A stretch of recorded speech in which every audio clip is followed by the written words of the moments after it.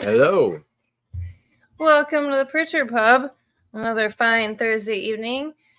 And today's guest is a new one. We've got B.S. Warren. How you doing? I'm doing great. Thank you so much for having me. I appreciate it. Thanks for joining us. I know we actually just recently became X pals, whatever you want to call it. But I think you are familiar with a lot of the same people. Yeah. In the good old Iron Age. Yeah, I'm familiar with quite a few of them. I don't know. I was fairly quiet in the space when I kind of showed up. I think John in the chat. Yeah, I know Black Crown author there. Yeah. He's awesome. I haven't heard of it. No, I'm just kidding. No. Never heard of that one. The what crown? The Black Crown. It's his book. I have a copy of we're it on just messing Kindle. with you. By the way, John, I don't know if you know got it, this, too. John, but a black crown is symbolism for an eclipse. A sun with a black eye or a black pupil Anyway, is an eclipse. A black crown is also an eclipse. Fun fact. Anyway.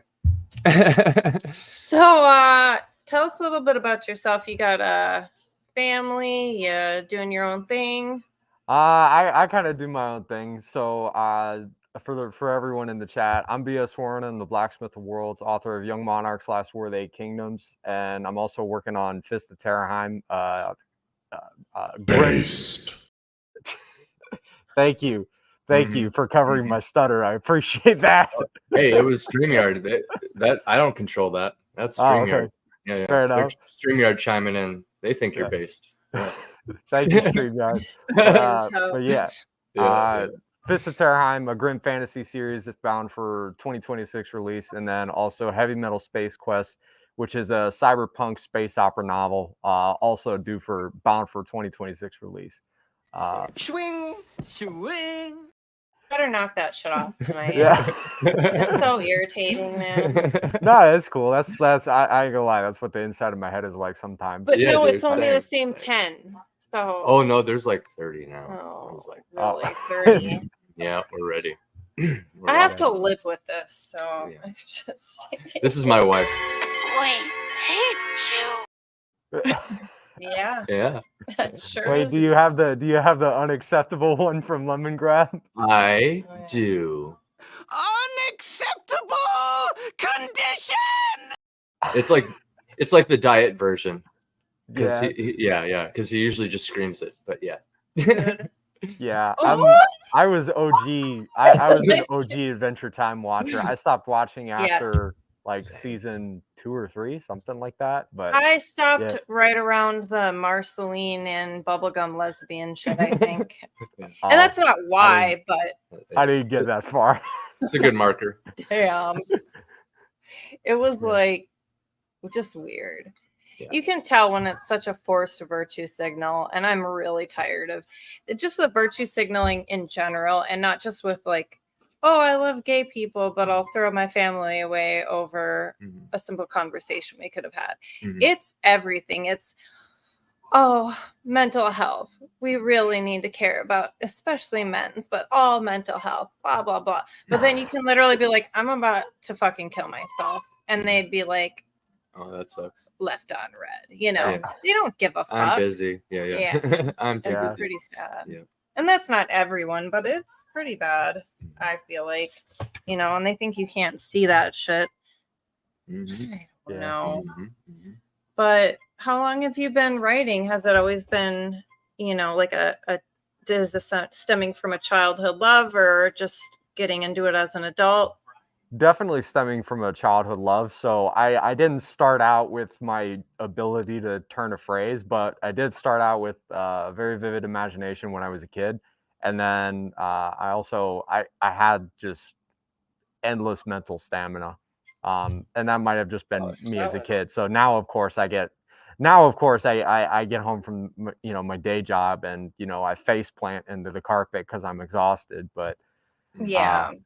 But yeah, I originally, Yeah, I got my start. I think I started writing creatively in my spare time, not like as part of school assignments or anything like that. But I started writing creatively around the third grade, second grade, something like that.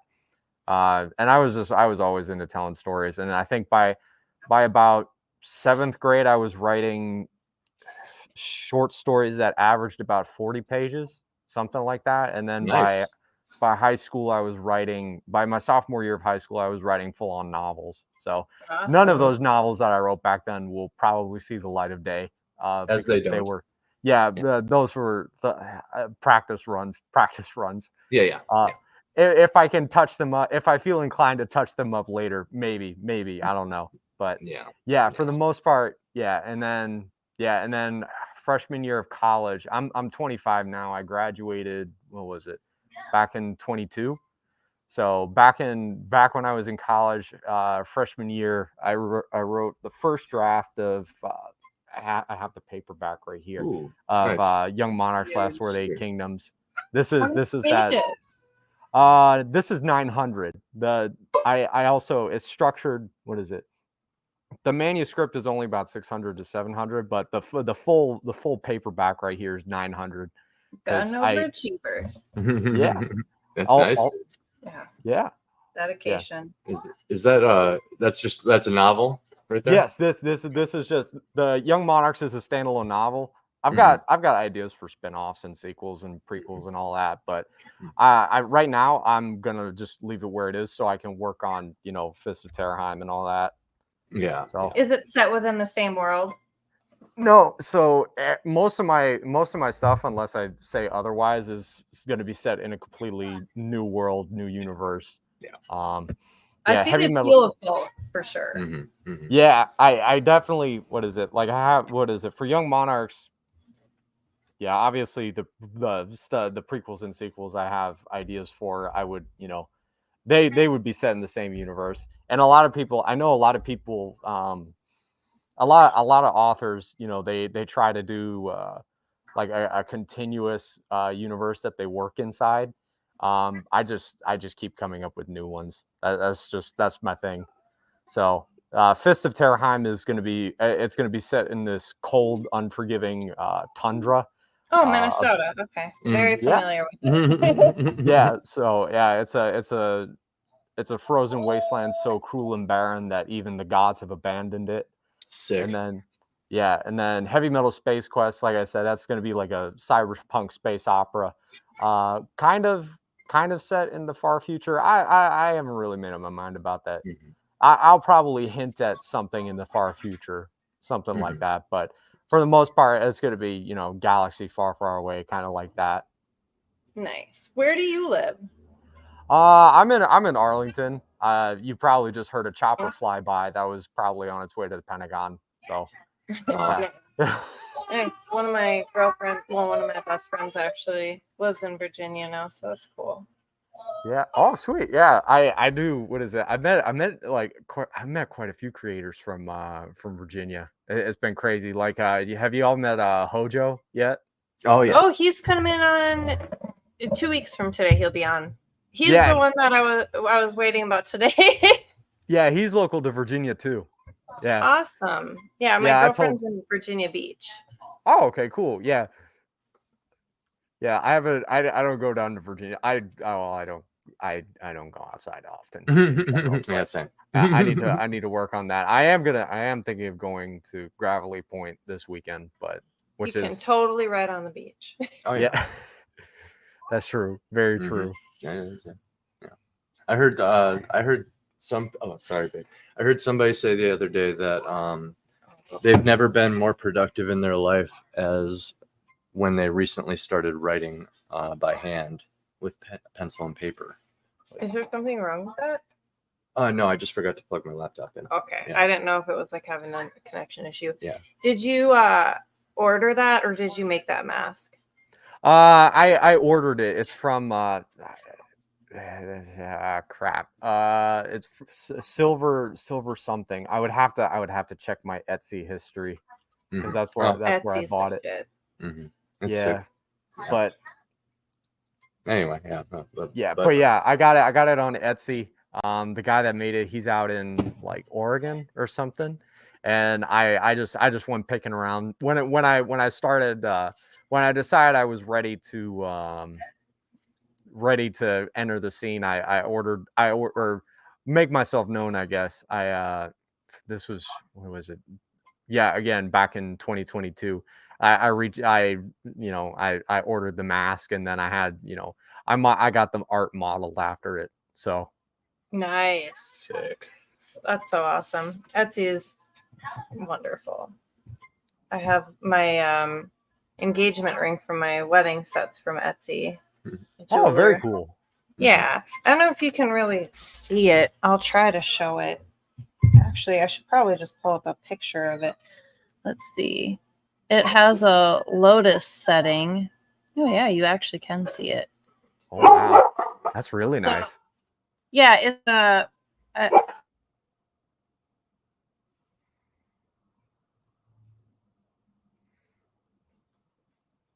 Sorry, I had to yell at the dogs. You're fine, don't worry. I think it's cool, by the way, that one of your dogs is named Orcus. Yeah. Is that like a nod to, what is it, the this is gonna sound a little bit dark, the Greek god of torture? Or Well, it's like a double nod. So it's that god, and it's also the demon lord of undeath from Dungeons and Dragons. oh, But right, yeah. But then I also spell it with a K. You look shorter than me. Sit up. So I also spelled it with a K. So then it's also a nod to Warhammer, and then it's also its own thing. So Very cool. Very cool. Yeah. We need to put something on our billboard or yeah, our bulletin board. gotta fill our bulletin board up soon. So yeah, I understand the appeal of starting a new world with every story, because kind of once I got my feet on the ground with prose writing here, I found the temptation pretty intense, just going to that story seed folder and pumping out another short story or whatever, just because like once you start understanding stuff, it's just like, dang, you want to do everything, you know what I mean? Yeah. So I get it, you know. I have a whole stack of projects. Yeah. He has story seeds that are just dreams that I've had, because I have the most insane fucking dreams. And I mean like with plot twists and just really, really fucked up. Mm-hmm. But she has like dreams that come with their own like arcs, and like they even start in the right place of the story. You know what I mean? So it's just super compelling right off the bat and stuff like that. It's pretty crazy. Like, and they're all different genres of stories too. It's weird. But I had this home invasion dream, and I was alone with my dog, and I heard people like breaking in, and like I told my dog to like be quiet, you know, like shh. And I heard them walking in, and like I'm assuming they were right in the doorway and were like pretending to be asleep. Then I heard them leave, and I'm like, what the fuck? So like I go, and then I see there's 4 of them like getting weapons and shit out of a car. I'm already on the phone with 911, you know, like, you know, the whole thing. And I'll just like make it short, but I'm telling this 911 operator, like as I'm like looking out and like describing the car and stuff, I'm like, you know, this is the car, one's on the phone, one has a bat, you know, whatever. I'm like, please hurry. Like, I don't know what they're going to do to my dog or myself. And then the guy that was like down there on the phone, like looked straight up at me, and he was like, you'll find out, and like hung up. And I was like talking to the guy that was like about to break into my house. So it was just like the weirdest shit, you know, like why would I ever have that dream? That's really cool. You can just imagine the trunk closing, and then there's a dude on the phone, and he's like, we'll find out. Yeah, I'm like peeking out, like on the phone with 911, you know, like I don't know what they're gonna do, and he just like looks up at me. You're gonna find out. It was like but it was so realistic. It was fucking creepy, you know. So her like unconscious mind or subconscious mind did that, whichever, you know, like just kind of created a freaking crazy plot twist. I don't know. And that's just one of them, but I mean that's scary, but that's really cool, because that dude, that would go awesome. That would work well in like a short story, like some horror. Yeah, Yeah. You could just start there and just kind of branch off. Some weird intercepted phone call. Yeah. I also had a creepy one about a werewolf, which is very random. I don't remember the details of that one. And I shut my phone off before stream. So I know I have that in my story feed. Oh, well, so we're at home, the house we lived in previously to here. And our electricity kept going out. So we were, and it was like the middle of the night, but we couldn't sleep. The baby was awake. And so we were going to like drive into a town that's about 20 minutes from us where they have like 24-hour stores, stuff like that, just to like go for a drive, maybe walk around the store, whatever. And so I was about to leave and I saw like in the darkness this like creepy werewolf like pacing like right at the end of the street, which we're not far from the corner. Why did her brain make And- it pacing? Like, holy shit, dude. Like, what? So it's pacing and Andy was like, he like closed and locked the door. I was like about to go out and he like grabbed me and closed the door and then we like hid in the basement, but it was trying to lure us out there by, you know, like messing with that electricity. Yeah, dude. I swear it was creepy. It sounds kind of dumb, but and I've never had a thing where like I'm afraid of werewolves or anything like that. So I don't understand why I would ever have a dream about one. Yeah. Oh, we got the master of disaster in chat. Also, Tim, if you're still here, thank you for complimenting the mask. I appreciate that. Oh, yeah. That's so I sent it to you on X, I believe. If not, I'm sorry, and I'll do that again right now. Hail! Nice to see you, John, Tim, whoever is still here. Yeah.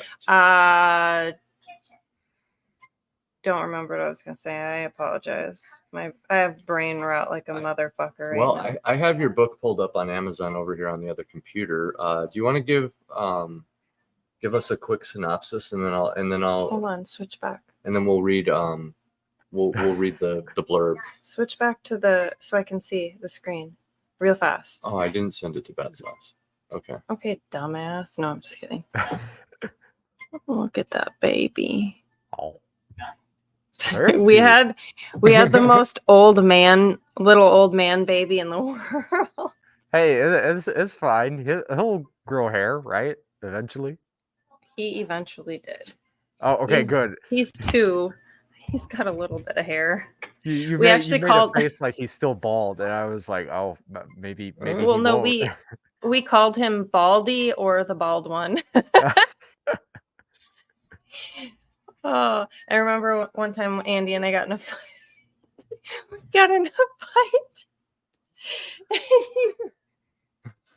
And what?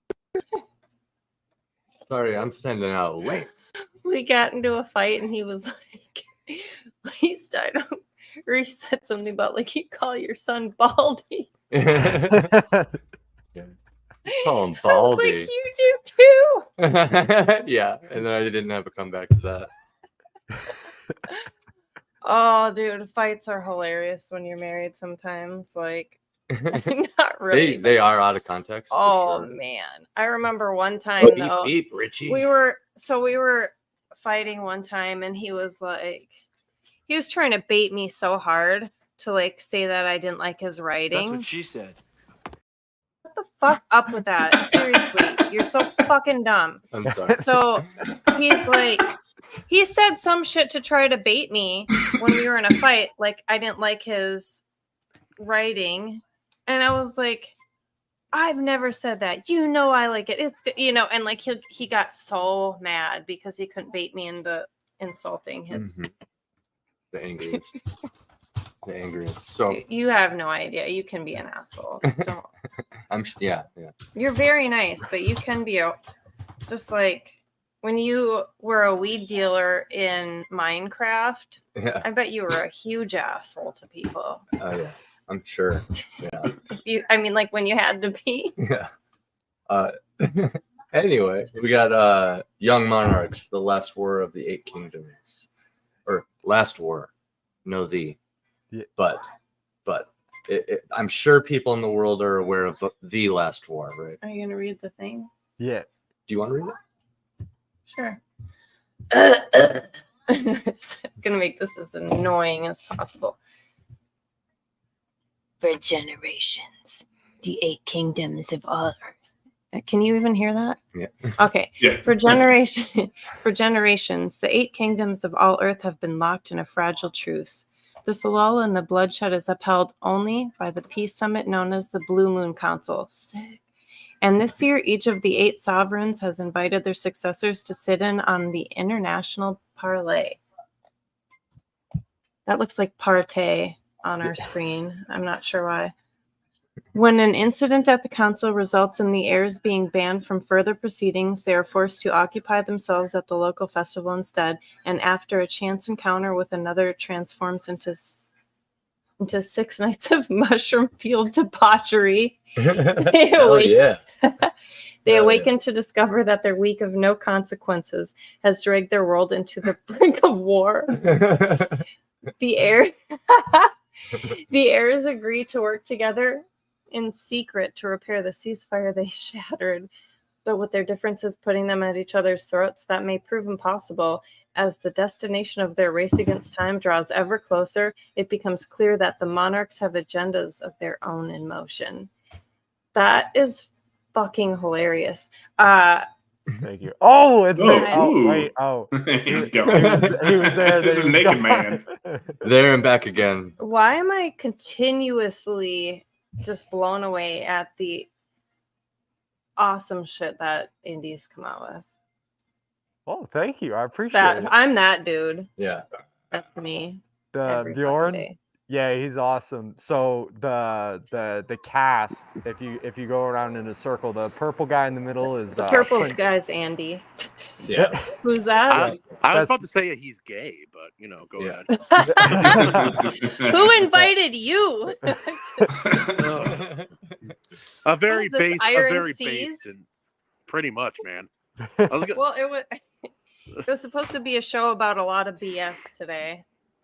oh yeah. No, there's lots of BS here. Yeah. I love it. Yeah. Hail, Tim. Hail Tim. So, what? So this guy, you want to? I'll walk it around the screen here if you want to explain. Yeah. something. Yeah, so the purple guy here in the middle is Prince Anubis of the underworld. He's Yes. a sorcerer and a very Machiavellian character. You'll see that over the course of the book. Then Like in my the bottom D&D right, character. you got Tetris. He's a shapeshifter. His parents are 2 delegates from the Undersea Alliance, That's which so is funny. a coalition I of swear. huh? Oh, It wo- my D&D character is a sorcerer changeling. So I said about the purple guy, I'm like, it's my D&D character, and then I'm like, oh, it's It's the other half of my D&D Yeah. character.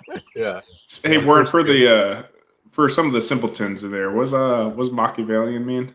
Oh yeah. Explain that. By any means necessary. The dark side of intelligence. Yeah. Very scheming, very very controlled, very Pragmatic. yeah. Like we'll throw. How many people is it going to take to do this? Like in a No, literal sense. actually, Yeah. no, it doesn't. It doesn't have much to do with a lack of emotions. It just has to Okay. do with someone who seeks to manipulate a lot of other Are people. there birds on Ah. the short bus, or is that you, Kahuna? No, it's definitely There's just no birds here. Hell yeah. Just- Hell yeah. just those birds, man. just Yeah. in my head. When we first moved to this house, we were like, "Wow, we can hear the birds in the chimney." One day, my dad came in. He's like, "Those are bats. Those are not birds." Oh no, That's a good twist. filthy Hey, flying rats. So are those gills on his neck? Yeah, because he lives underwater. Yeah, so the Undersea Alliance is a coalition of military and science leaders of aquatic creatures that live in the deep sea in these huge undersea bases. Tetris lives in the largest one, which is called Citadel Atlantis. And then right above Tetris, you got Raiden. She's the daughter of President Thor from Skyscraper City. She's a Sick. storm elemental. Dibs, So she's dibs. yeah. Katie already dibs the Minotaur, and I guess I got the sorcerer. So Yeah, Oh. yeah, but yeah, she can move faster than the naked eye can detect, I'll and show you discharge Battsauce. lightning and all that. Give me. And she's a mega party girl. Her dad doesn't know it because she sneaks out at night, but she goes out and she goes crazy with her friends. Oh, for sure. No, that's her vibe for sure. She's like, I'm like a gym girl who like likes to drink a lot. But Yeah. Can you guys see my cursor? No, Oh, well, Battsauce is that arms up, don't shoot. Yeah, yeah. Her hands up, don't shoot. That's Trajan. I like to. So he's a member of a special race of robots that live in this fleet of starships in all Earth's outer atmosphere. So yeah, and I like to characterize him as my special egg. I never really explain what his deal is, but he's very He very fits with awkward. me. Huh? Yeah. Yeah. It's a special ed. He fits with me. Yeah. Yeah. we What found him. is what's Found her story? Is she singing or just Casting spells. So that's Draugada. It's not her Princess O face. Draugada of the Deep Wood. She's the princess of the Great Wood and the daughter of the master shaman of the Great Wood. I have somewhere around here. I'll also is see that if I a can. penis coming from her? no, Behind his hand? No, that's her arm. Oh babe. no, that's a sword. No, Sorry. behind his hand. Oh, I see. Yeah, The that's red a thing wrapped sword. around. That's Yeah. a sword. Oh not- yeah, that's so. There's a the hilt of her. Sorry, not the hilt. The guard of her sword is shaped like a coiled dragon. Sick. Awesome. So- Sick. Yeah. He's like, those boobs is heavy. Yeah. I love it. I love it, man. BS designs all these characters, has like the art up, and Katie comes Yeah, in. dude. Is that a dick? Is that a dick? Yeah. Yeah. No, It one sounds of like there's a Gotta lot of be. depth for the characters. So you did all this art, boss? No. So my Okay. artist is Sunshiro at Sunsun on Twitter. Let me see if I can pull his stuff. But I'll. Is this a book of first in the series? So right now it's just a standalone novel. It's set up so that if I would like to, I can do prequels and sequels and all that. But the story right here, this is More like an a enclosed frequel. instance. Look at them. Yeah. Yeah. A frequel. Get it? Huh? You all get it. What am I talking about? Yeah. Oh, Like with a there's bunch of spice, by writers, the I'm way. like, get it? Yeah. I figured there'd There's- be spice in 6 days of mushroom fueled debauchery. Oh yeah, there's. I counted the number of pages because some people were like, it's not my speed. I was like, well, it's only 14 pages of spice out of 900, so it's not too crazy, but yeah, there's some spice. Why You're do just you have Rose and Back Royce where it in the dark Back and where it gold in the was. background? Put your fucking hand back where it was. Okay. On my shoulder. Oh, Jesus, okay. where Rose was it? and Royce? Well, what's happening? Which one's Oh. Royce and Royce? The guy who's afraid in the muscly girl who looks like she's gonna beat him up. Heavy. Oh. Her name's Heavy Boot. That is Rose and Royce, isn't it? No, That'd that's be pretty that's much, Dragon Princess Kara from the Burning Empire. Her father is Dragon Emperor Dagon, and she actually holds a position of some military command in the hordes of the Dragon Emperor, which is the largest army in all Earth. But yeah, she's very hot tempered. She's to be feared in battle.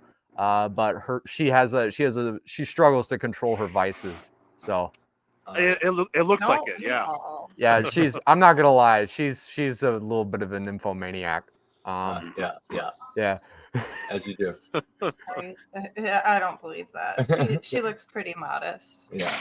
And Prudish. the Minotaur. I've been excited to hear about the Minotaur. That's me. Yeah, Yeah. So that's Bjorn Heavyhorn. He's the son Hell of yeah. Ragnar Heavyhorn. Hell yeah. Yeah, I no. love it. Yeah, but yeah, he's the son of Kachane Darkforce, the current chieftainess of the Beast Tribes, and he's also the son of Ragnar Heavyhorn, the former now dead leader of the Beast Tribes. But yeah, he's crazy strong. He's not the sharpest tool in the weapon rack. He's if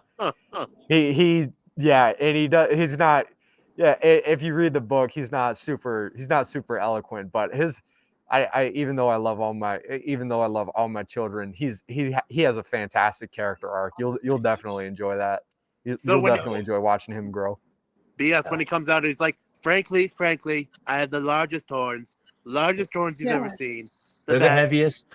The heaviest, very much the heaviest. They're thick and heavy. Bigger than my father's. Bigger than my father's. not that we're comparing, but if we were, mine are larger. Sick. So yeah, carnage, camaraderie, young love, betrayal, glory. Oh no. What? Every time I try to bring Kahuna up, Chrissy Teigen comes up because I was Talking harassing about her. yeah, she was telling her how to. She I was was giving her what harassing- for. Oh yeah, I was harassing the pedophile. My bad. Yeah, You're fine. the PT. Did anyone see that? I was posting some not nice things She was- yesterday Yeah. or 2 days ago. I don't remember. The celebrity got a taste of her mind, but it's okay because she doesn't feel anything. It's fine. She's not like doesn't have human emotions, right? Celebrities. Not that kind. Kahuna. Kahuna, no. I think he got carried away by birds. He might be. Yeah. He might be switching to his Toucans desktop. came for him. Oh wait, he's not in Hawaii anymore. What I'm talking about. Toucans. Toucan Kahuna. That's The what he's known ghetto as. toucans of Washington. Yeah, I always joke that the squirrels in Minneapolis will rob you. Yeah. Yeah. It's the toucans in Hawaii that will carry you away. So I wonder what kind of bird in Washington has like the wing strength to pull that feet off. Because no, he said it was bats and not Battsauce. Oh yeah, bats. Yeah. It So was literal bats. We heard birds. That's not Battsauce. No, he was carried away by bats. All right. Yeah, the bats got him. Yep. Tim got him. Yep. So, dude, your book sounds epic. I think we're gonna add it to our list. I think we prioritize people who've been on the show because they usually win us over. Just saying. hey, yeah, appreciate it. I'm glad you're excited enough to put it on your list. I appreciate that. Yeah, dude. Yeah. You went the right route with the standalone, I think. Yeah. Yeah, originally it was going to be like a Yes. 3-part series because I structure. Have you ever read the Redwall books by Brian Jacques? Nah, no. He's No. Okay. oh yeah I got his books in the other room. I don't have them next to me, but I structure a lot of my standalone stuff is going to be structured kind of similar to his, where it's like it's a novel, but there's in the novel there's a part 1, a part 2, and a part 3. Oh yeah. Story told in 3 segments, 3 arcs. So Oh hell yeah! I kind of set that up, and with my story, I quickly realized I could have an entire book that was just on the boat, starting on the boat on the journey to the island, and then there's the island itself, and yeah. So I kind of took the pragmatic approach, and I'm like, no, there's going to be a beginning and an end to the story. I'm going to start in the right place. It'll have its sections, but I'll do what I need to do. It came out at 150,000 words, so it's its own chonker. It's not like, I don't think it's Black Crown thick. I don't know how many words Black Crown is, but it's Black Crown's pretty- fucking boy. it's ridiculous. Yeah, ridiculous. But yeah, you went the right route with that, having a defined ending, but leaving it, a tasteful opening for a sequel if needed. I have plans for mine. It's kind of in its own right, the backstory to probably the most historically relevant character in my world. So, it's a whole setup for like, something that'll be like on the same scale as like Aragorn or Sauron. You know what I mean? These major figures, like one of these characters. So, yeah, it's fun. How are you doing, Bats? Yo. Yeah. How you feeling, I've buddy? been feeling ass all day today, man. I slept like 8 hours. I had to fucking take yeah, I don't know. I'm feeling better. I don't know if that's the Dayquil or what, but Yeah. Ugh. So, you're the author of that book, Edging Until Edging Dawn. at Dawn. Yeah. Yeah. Yeah. Why don't you fill anybody, if they didn't catch your episode of Pritchard Pub, just a quick rundown. get people up to speed, and then maybe we can talk some Dunce Whisperer. Ooh. Yeah. We definitely talk about that. Yeah. So essentially, the basis of Dawn Edge is there's an AI that kind of has created like a utopia of a sense, and he has an insatiable curiosity, which kind of leads him to wanting to discover the secrets of the creation of life, hence, God. So, and to do that, there's something that he needs people for, but essentially, in this utopia, superpower terrorist kind of ruin his and fracture the safety that he's created. It's tied into his what he wants to kind of like discover, and in this terrorist attack, he discovers 6 people that are superpowered. They're not the only people that are superpowered, but he's figures he'll train them and use them to counter the terrorist. So I don't know if that was confusing or gargled or whatever, but yeah. I got in right at the end. I heard killing terrorists. I'm there. I'm there. Yeah. There you go. Yep. Also, it's been mentioned already, but your mask is cool, dude. Thank you. I Yeah. appreciate it. Yeah. Makes me miss all my. I used to have a whole bunch of masks, and she who shall not be named got rid of them along with a bunch of other stuff. But like I used to have this Libra Jesus mask. Christ, man. Every day, man, it's a new story. Yeah. But yeah. So I'll say because I'm just remembering too so Dawn Edge is is what they're referring to as like a parallel universe, kind of like layered on top of ours, and so that has something to do with the mystery of the powers. It's but it also requires humans in order to enter it. So Enter it. Very cool. it's all part of the edge. She said. Jesus, there's so many memes. That's why they're there, babe. Can't hear you. So Yeah, BS, do you have other books in the pipe, or are you just kind of in like contemplating what you're gonna do next? What's going on there? I'm always contemplating what I'm going to do next. I'm like a shark. I never stop moving. But I got Fist of Terraheim, which is a grim fantasy series bound for it's 4-part. It's going to be 4 books. The first 2 are going to drop in 2026. And then I've also got a standalone cyberpunk space opera novel called Heavy Metal Space Quest, which is also going to come out in 2026. I'm working on all of that stuff right now. So sick. Yeah. Sweet. Good title. Thank you. Yeah. Yeah. You can see if you drop, hold on. I probably should have shared this at first, but I have my landing page, the link to it here. You can see if you look at, what is it? What's the category name?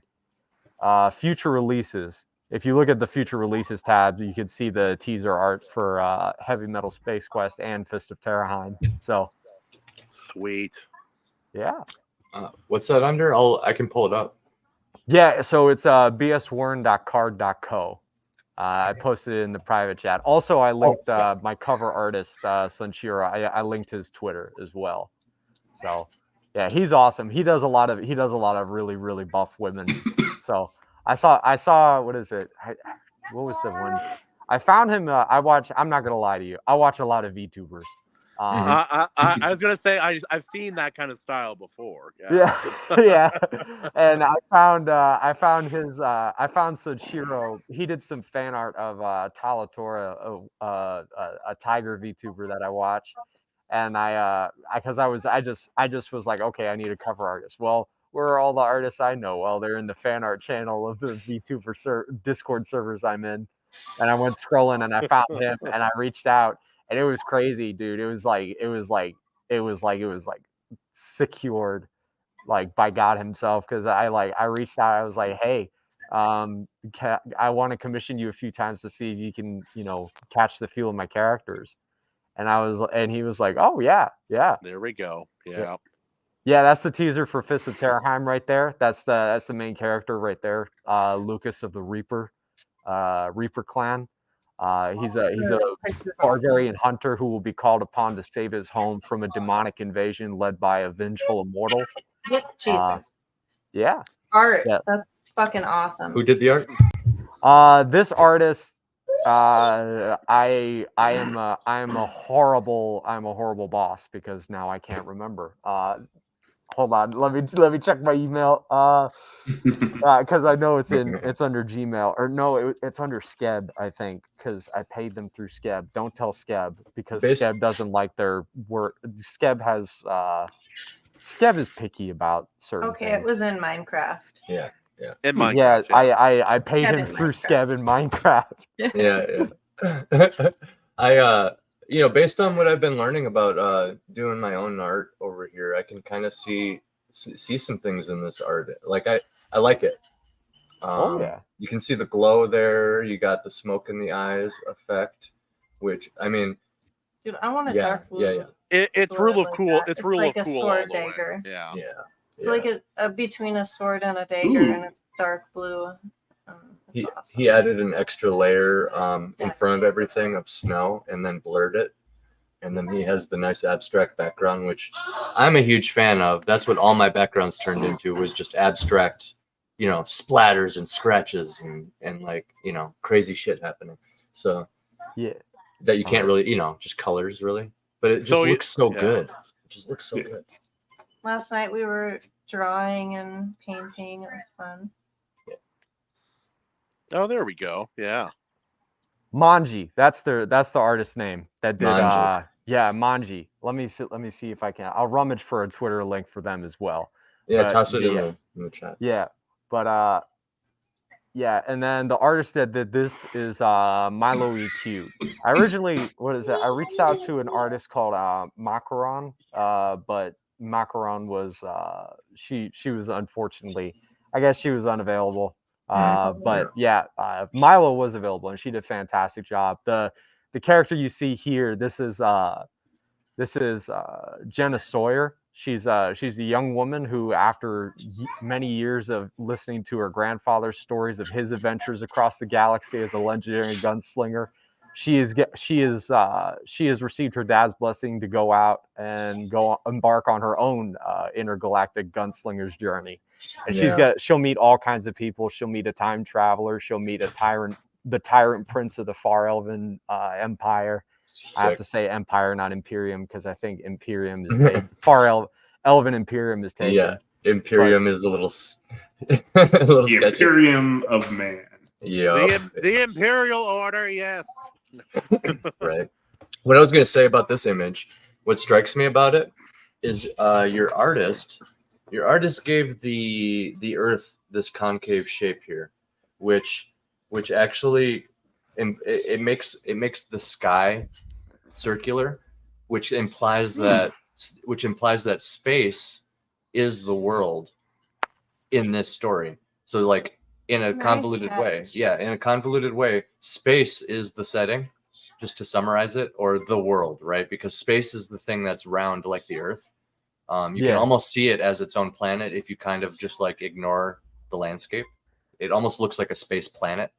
And the other obvious elements, like the protagonist is centered and like the spaceship is above her and stuff. Those are all there. But I just wanted to point out the concave because that's very nice framing and symbolism there.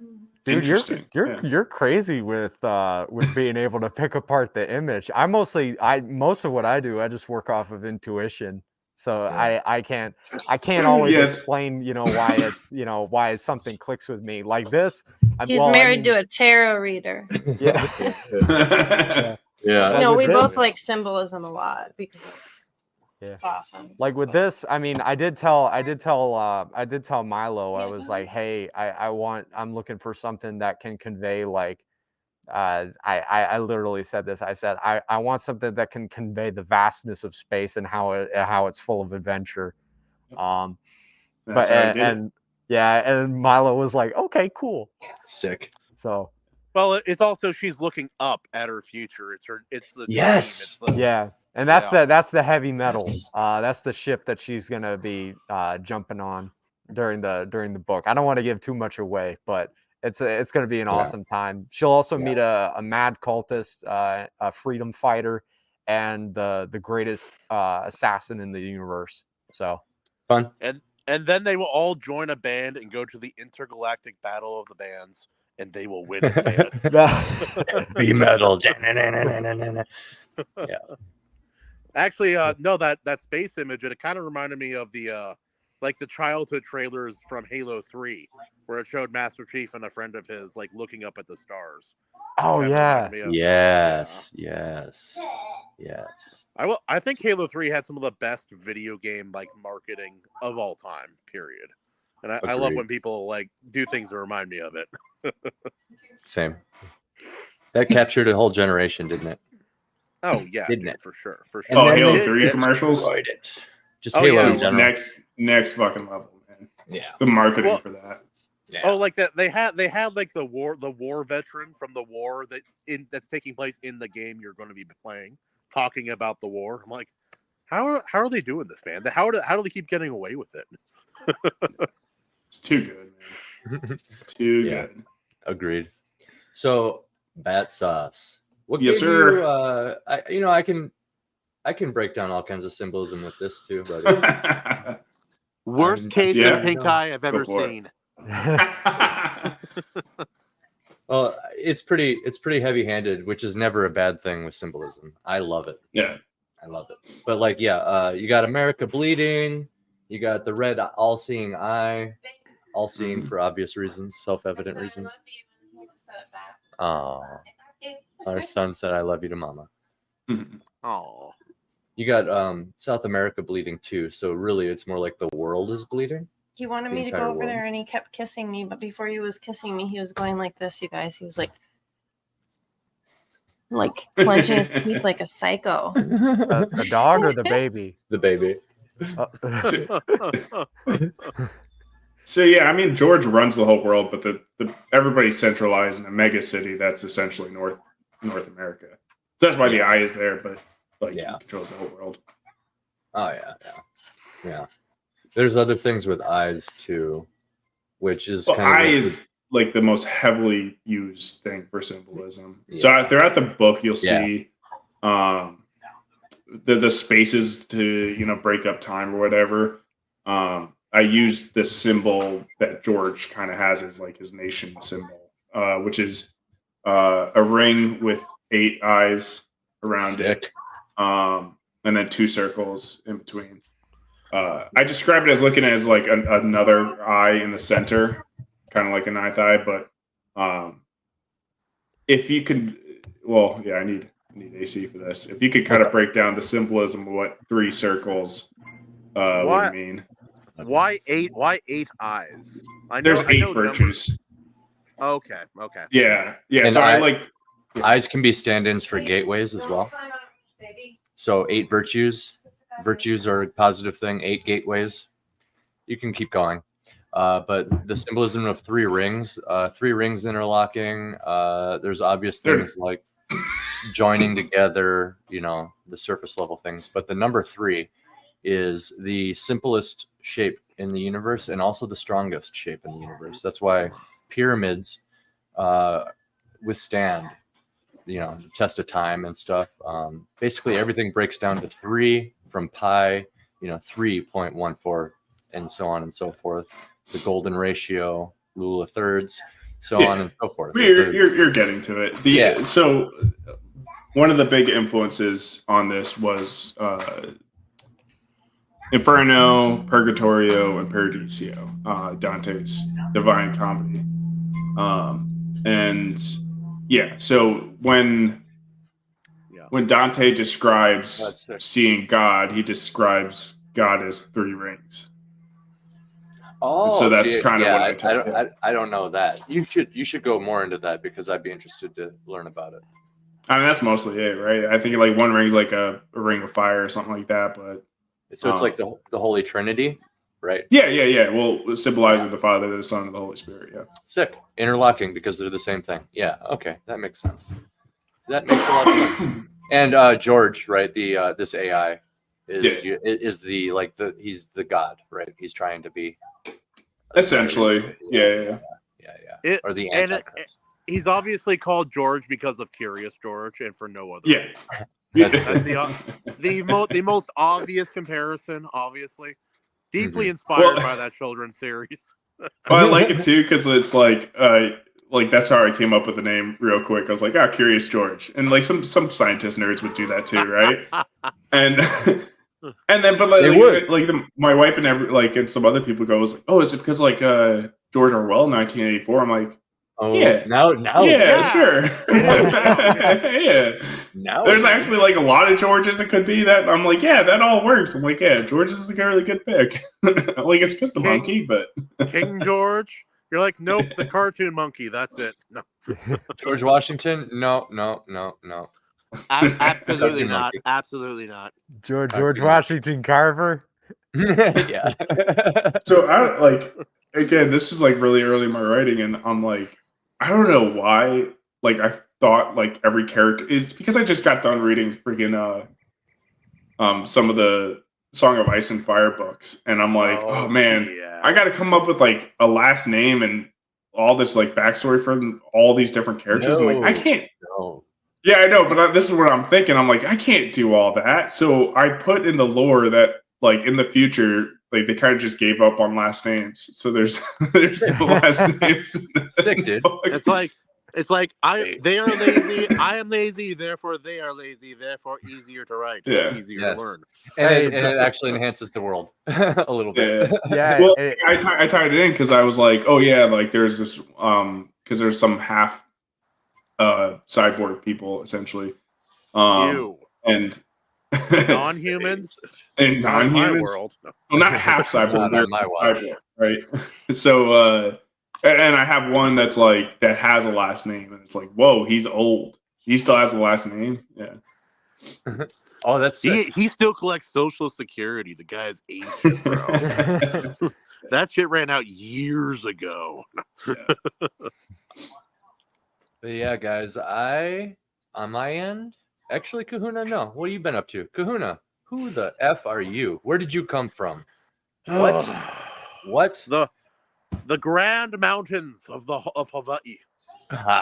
Truth be told. I was on a surfboard when I was 4 months old. They thought they could handle me. My mom ran me over with a car, and here I am.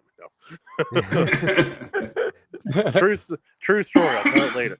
No, I'm doing good, man. I taped a bunch of reactions the other day to different content, including a short film by Chris Hicks, the trailer for Ballad of Missouri Bill, and a few other things. Got a bunch of shorts coming up. It's gonna be a good time, man. Got a lot of upcoming content, and I'm trying to get set up to do some Fallout streams as well, which should be fun. I'm excited. Oh yeah, there's voiceover and all that. I was gonna say you have to narrate everything that pops up as a streamer. It's your duty, but Fallout has good voice acting in it. That's one of the better things. Like you could get some scenes that are just the shittiest graphics and the worst yeah, I noticed. lip line, like it doesn't line up with the lips, but then it's like Sean Bean or something. You know what I mean? Just like. Well, like I thought like in Fallout specific, like I always forget how old Fallout New Vegas is. So I'm playing this for the first time. I'm anticipating like Skyrim levels of bad in terms of like matching lip flaps to words and all that. Oh no, it's worse. It looked old for the time when it released. I mean, that was like the biggest turnoff for me when I picked it up because I was like, I think I played like exactly 2 minutes of it, and I was like, I can't do this. Yeah. I have a bunch of mods I'm gonna upload, but that's a pain in the ass too, because it's like, like you need these mods or the game will crash and it's basically unplayable. I'm like, fuck, dude. All right. Well, I replayed New Vegas with no mods and it was fine. It's actually not unplayable, but I do suggest like some realism mods wouldn't hurt. You know, maybe some tasteful extra guns and melee weapons and armor. I would like some more revolvers. There's Stuff a like distinct lack of We need diversity in our weapons. The Oh, only yeah. diversity that matters. No. Maybe a good home base would save you some loading screens because they make you walk through like 2 of them right now to go get your companions. So I mean, we're geez. talking about okay. Anyway, so BS Warren. Yes. Yeah. I, on my end, Kahuna, by the way, I can't wait to see those streams. I'm gonna harass you. Tremendous. We'll get Yeah. to see some moral quandaries where I can't kill the guy who's harassing the guy in town until the right time. Otherwise, I fail the mission. It's great. It's great. Oh yeah. Yeah. Set like a restraint for yourself, like I don't know, melee only or something. Just some sort of restraint. Like What? Absolutely not. I've never played it before. Oh, okay, that's fair. You got to explore it. I have played one session of a Fallout game, and that was me testing out Fallout New Vegas on my computer the other day. Okay. I have never played otherwise. Yeah. Okay. And the show is fine. It's Yeah. fine. It's fine. Yeah. That's it. I watch That's it. It got a B, but it's probably more like a C. No, well, like the ghoul is cool, but then they keep on doing things that piss me off, and the longer I watch it, the more I notice things that don't make any freaking sense. You talking about the show? Yeah. Yeah, the whole thing doesn't make sense. What are you saying? But, What are you saying, babe? But the ghoul is cool, man. I'll say like it is. Yeah. Like Yeah, Maximus is a weird, dumb character, but the ghoul is cool. So you know what? I'll give him points for that. Dude, Maximus is the fucking worst. Holy shit. Yeah. What were you gonna say, babe? What's a Were you penis saying for? Yeah. What's a penis for? Yeah, can you hear me when I talk? Yeah. I can Yeah, we hear you. There was a fucking UFO. Oh, what? What? That's what that was. It's behind the trees now. I don't know where the fuck that went. I don't know what that was. I was hoping you guys could see it, but now I don't even see it. Yeah. Are you sure it's not a Chinese spy balloon? Yeah. Oh, It I'm could be. sure it is. Well, it probably took off at like the speed of light or whatever, as they do. As they do. Yeah, it's already at Lake Superior. My favorite UFO video is the Jerusalem one, man. Oh, you showed me that one. It's pretty nutty. It is pretty It's really nutty. good. Like you got like dozens of different, but video evidence because everybody in Jerusalem has a phone camera now. The news reported on it. Like you got it from different angles at different distances. Like so, yeah, it's pretty crazy. It's also insane how it almost looks like a little angel like floating down, and then it flashes it's it not takes a the picture. first time they've had something like that in Jerusalem. No. Also.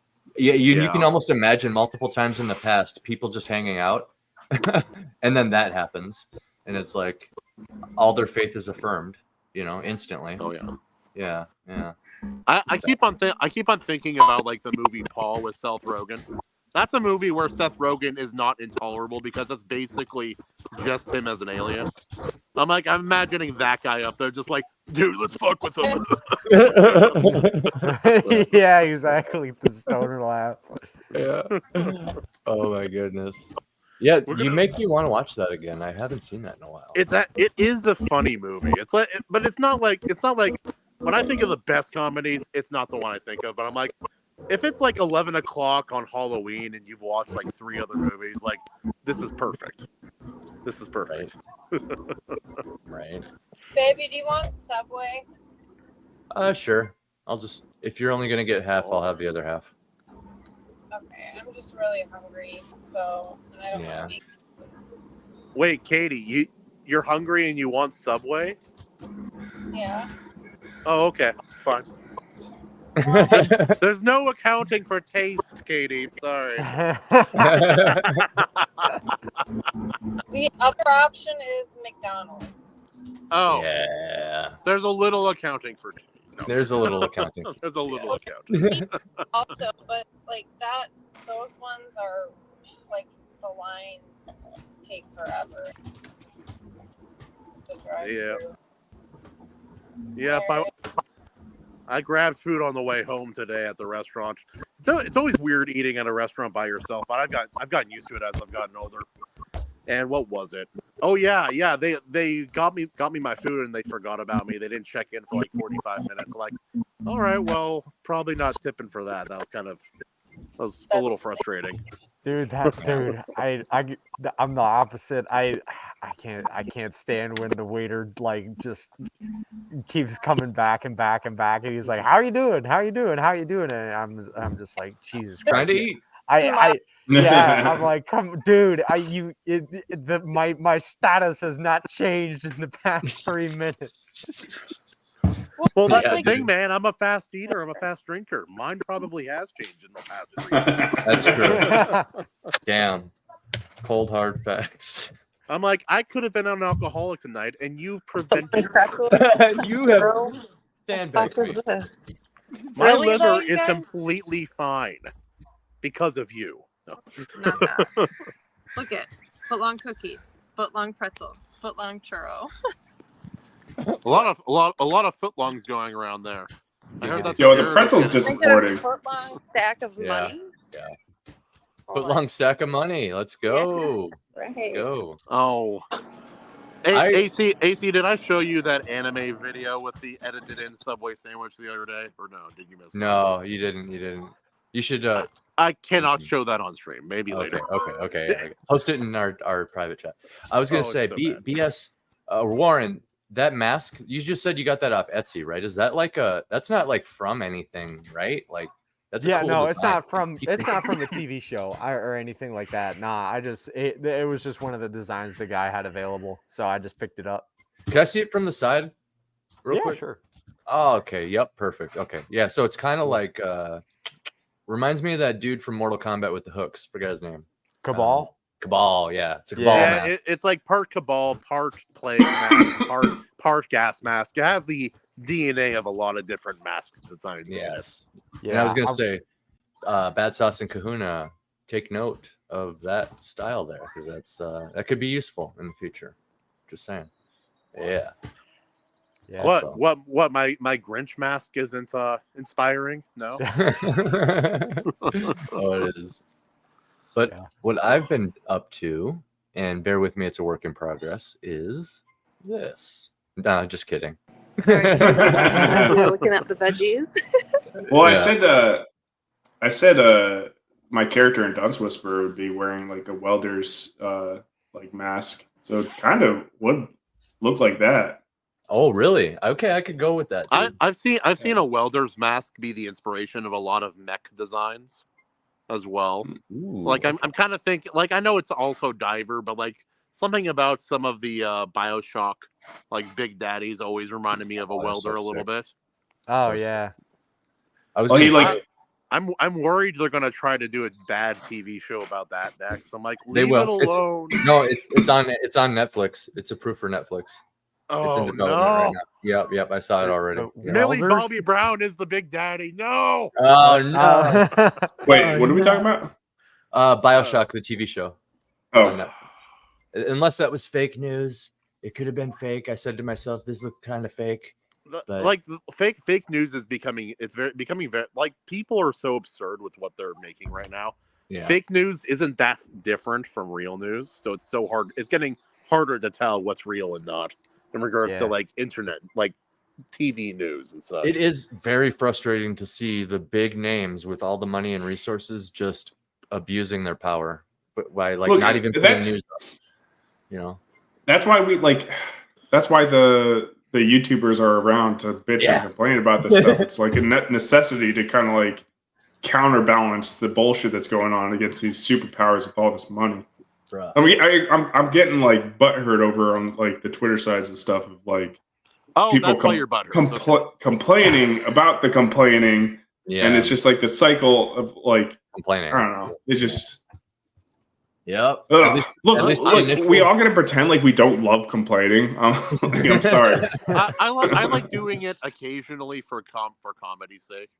But Yeah. real complaining, I try not to do that often. Well, that's the difference, right? It's just like we're gonna pretend like we don't go and work and like bitch about like some bullshit customer or something like this and that. And it's like, What's the deal with Yeah. airplane food? Yeah. You know?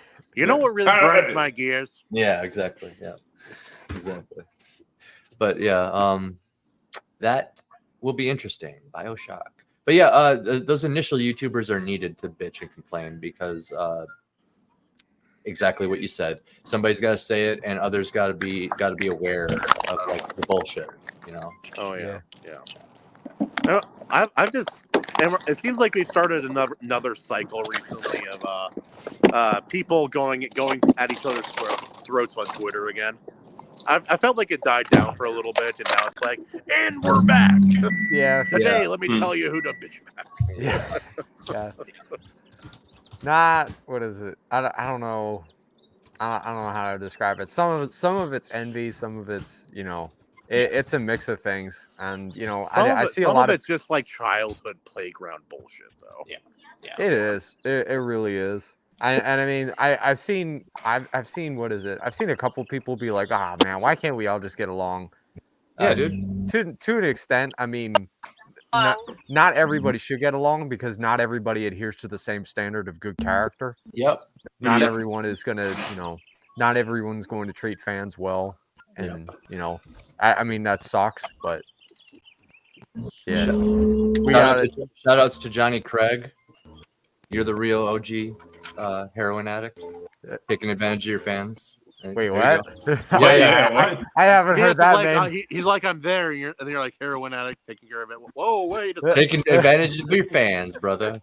My favorite guy, yeah. No, he's famous for being not only like one of the best vocalists alive, like fantastic singer, but he kind of developed an addiction and tricked a bunch of his young fans into purchasing MacBooks from him, and then never provided said MacBooks, to say the least. Oh, did he? What's it called?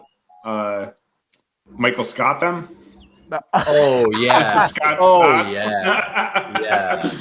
I cannot pay for your scholarships, but everybody who goes to college does need a laptop. And these are batteries for said laptop. These are batteries for the laptop. Yeah. That is the hardest. That is the hardest episode to watch. It's painful. It's like, yeah, Scott's tots. That's what it was. All comedy is rooted in pain. And then the one kid falls out and it's like, dude, screw you. That was dirty. And he's like, look, I'll pay for your textbooks. I'm sorry. And the kid's like, that's actually a lot of money too, though. So yeah, it is something. But. Yeah, and he was like, how much do you need? 150? And the kid's like, 600. He's like, $600. Yeah, he's like a year. A year. Yeah. Oh, and like textbooks are such a scam too, because half the time they're written by the teacher, and they can basically choose their own price kind of thing. It's like. They're on books. Dude, it's such a scam, bro. College is the biggest scam ever, man. I mean, I don't to an extent, I don't have a problem with it if the professor wrote the textbook. I have a problem with it when it costs, $150 and yeah. Let me rent it. And it's full of just junk. Yeah. Well, yeah, if you're forcing people to buy your book and you're charging over the cost of materials, I mean, like, yeah, maybe a little bit extra for your time, but like, dude, it doesn't cost that much to produce a book. Yeah. No. And especially, right out of high school, we don't pay for any books there. They just give us the books and they're all drawn in and shit, and it doesn't matter. And like, when those go bad, they replace them. It can't be the same thing. Like, just turn in your books at the end of the semester or whatever. Like, come on. Bro, I stopped buying books like my high school was providing because they were all bullshit at some point. I was like, no, I'll do my research, but I'm not reading these damn like lying books anymore, man. Just a bunch of bullshit. Tim McKay, I had one history professor charge us $150 for his own book, and it was less than 100 pages. Wow.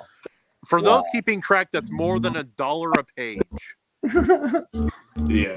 Oh, it's valuable. Insane, man. It's insane. That's the gold. Ego too. The ego of like my knowledge is worth this much. Like, dude, YouTube gives a shit better advice for free. In the age of the internet, my knowledge is special. It's very special. What, babe? What's going on, buttholes? Something, I heard something about buttholes. Oh. I glued my balls to my butthole. Are we referencing that song? I think it's just road rage. There's probably a butthole driving around. It's been known to happen. Oh, Oh, the butthole Big got butthole. her. yeah. Now you guys got me thinking about The Office. This is Kevin's famous chili. Yeah, we've been watching. I've been binging The Office again. Crazy, man. Crazy. I just remember pulling back my luscious locks and looking up and saying, "Look, a balloon." But dude, it's like, where's The Office's replacement? You know, it was Parks and Rec for a while, and Parks and Rec was good for like 2 seasons though. But even so, where's the Parks and Rec replacement? They're coming out with a new version of The Office, basically, soon. Yeah, it's gonna. It wasn't clear they were out of ideas. It's modern, and it's gonna be bad, very bad, shockingly bad. I don't know. It's like you always have these like super popular comedy shows, and it's just like every year you'd get like a new one or something like that. Like, you know, Friends, How I Met Your Mother, The Office. You know, there's a couple of years in between the releases. I mean, I guess Always Sunny in Philadelphia is going around. There's usually overlap as well. Like I remember, because my wife and I used to watch a lot of sitcoms. I remember at some point I'm like, a lot of these newer sitcoms are not doing very well anymore. No. Like, they are not keeping my attention as long. They're not consistently as funny. And then at some point I'm like, oh, I'm done. And then she moved on to like Desperate Housewives and reality TV, and I tapped out of that fast. Oh, let me tell you something, okay? And this is gonna yeah, this is gonna be a little abrasive. Okay. Oh yeah, get it. The real how many of you guys have seen ads for possibly on Bravo TV for the Real Housewives of Potomac, like Potomac, Maryland? No. Okay, so they have a Real Housewives show for that, but I gotta be honest, I don't. Okay, like I said, Kahuna, I mentioned earlier, I live in Arlington in Virginia. I'm really close to Potomac, Maryland. Oh, okay. I'm gonna be very honest. I have never seen a black person in Potomac, Maryland, and for some reason, all the housewives on the show are black. I don't understand it. Oh shit! BS. What happened is they found all of them, and they're all on the show. They found every woman in the world. Yeah. They found all 8 black women in Potomac. Every single one. Leave no stone unturned. No, they found 7. We only found the 8th one is like an Asian they put in blackface. Oh my goodness! I'd assume because of the area, it's probably a bunch of government people that live there. Yeah. Oh, dude, it's like Stormcrow. Stormcrow is a guy we've had on our show before. He's Puerto Rican. He's like, oh, we were talking about the Philippines, like Filipinas versus Puerto Rican women. He's like, dude, they don't even compare. The women from the Philippines are just the Chinese version of Mexico. Like, oh no! Holy shit, dude! Oh Christ! Sorry, now I'm thinking about Chinese Mexicans. Anyway, what's our roommate called Puerto Ricans, Ireland Mexicans? Pretty much, man. It's like whenever he and I start beefing about something, it's always like, because I'm Hawaiian, it always turns into like, oh, we're having another Islander fight. Nah. I mean, they might be island Mexicans, but Puerto Ricans are like, they're Hispanics on fast forward. Yeah. You can tell by the way they speak Spanish. Oh yeah. Well, like a buddy of mine, another buddy of mine I used to work with, he grew up there, and he's talking about like the biological history of Puerto Rico. It's like, yeah, basically we're cut into thirds, like 1/3 black, 1/3 like European white, and then 1/3 local population. The culture is gone, the blood is there. It's like, but then it results in like, he is like 5'5", kind of a short guy. His sister is 6'2". Like same mother, same father, and like that's pretty common. Like they're a wild bunch. It's like even him talk. He's like, yeah, I never remembered living there, but my family left when I was a year old because my dad defended his mother in a parking lot from a gangster. He hurt the guy, and then the guy put out a hit on him, and so they had to flee the country. Oh, wow. On the way to the airport, his dad gets got, basically. Oh wow. And it's like that's how they fled the country. I'm like, holy crap, dude. Different life. Yeah, that's an entirely different world. So wanted to say real quick before we get too far from it. With Parks and Rec, I will say the fact that the entire show every season wasn't them trying to fix that hole in the ground was a sin. That should have just been every season, like them not able to fill the hole. I in some ways I agree, but like the more I think, like there are things I like about Parks and Rec more than I like about The Office. I think it has a couple of the characters are better than any character on The Office, like Ron Swanson, Amy Dwyer, April, like all those characters. They're all superior characters far and away, in my opinion. Very good. And the same is the same. The Office has like certain solidity. Sorry. Yeah. Oh no, I was just gonna say really quick. It's the same with Brooklyn Nine-Nine. There's a couple characters that just like blow a lot of characters out of the water, and the show's worth it just for a few characters or whatever. Yeah. I've only seen clips of it, and it always makes me laugh. I've just never committed to the sit down to actually watch it. Yeah, it's pretty good. Yeah. No, I mean, so like to me, it like even though like it still had some funny writing in it, but like it really lost me like when they got away from the Parks and Rec. Like they always try to tie in Parks and Rec, but like it starts off like all of them were in different office spaces. It ends with her being the president of the United fucking States. Yeah. Wait, what? Well, that and they were really trying to shove some liberal shit down your mouth in the show. It is, and they do like ironically, it makes the non-liberal characters that much more appealing because they're surrounded by people who don't think that like Ron Swanson is the most loved character on that show for a reason. Yeah. He plays the president in that new Civil War movie, which nobody talked about. You guys want to talk about it at some point? I haven't seen it. It. I knew it would be trash. That's what I knew. I knew it would be trash. It's it is boring. It's not total hot garbage, but boring. It's not the best. A movie about another American Civil War should be anything except boring. It's the last, and it's literally the last 100 meters of the Civil War too. Like one side is almost defeated when the movie starts, and it just shows the final moments of that through a journalist's perspective. Yeah, the whole thing is about war journalists, basically. Yeah. They could have just told a real story about some real extraordinary, like real life war journalists that I've read about. But no. Let's make a political movie about it. Yeah. They do have a dude with blonde hair say China. Yeah. And he's in the middle of World War II-ing some people, if you know what I mean. So, yeah. Where are you from? Florida? Oh, okay. Cool. Where are you from? Oh, foreigner? China? You know? Foreigner? China? China. Also, no, he said it like that. China. Yeah. China. Yep, he said it like that. You know, I was like, oh, okay. You had me until you went really heavy-handed. Yeah. China. Sorry. China. Yeah. China.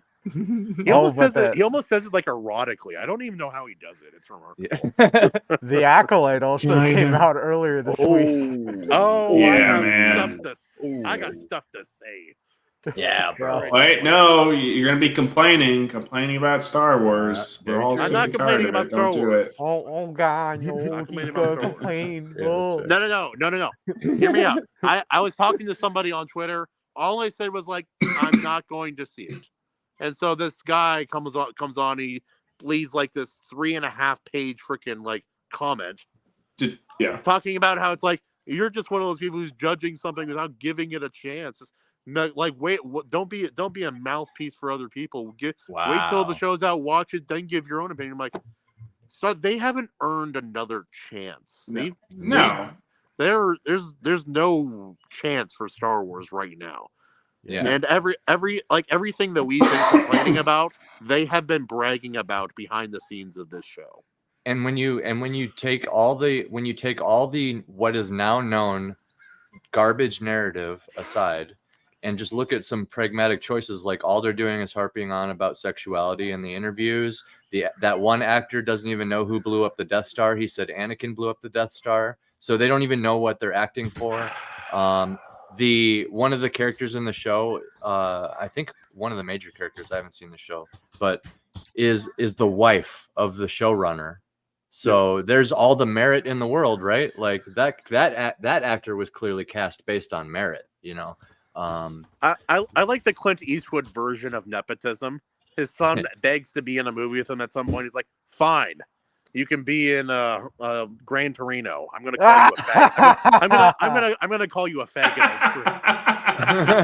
I remember that. He was the kid with the oversized shirt. He was the wankster kid. He's like, "Yeah, what's up, yo?" He's like, "Get out, you patty ass looking fuck."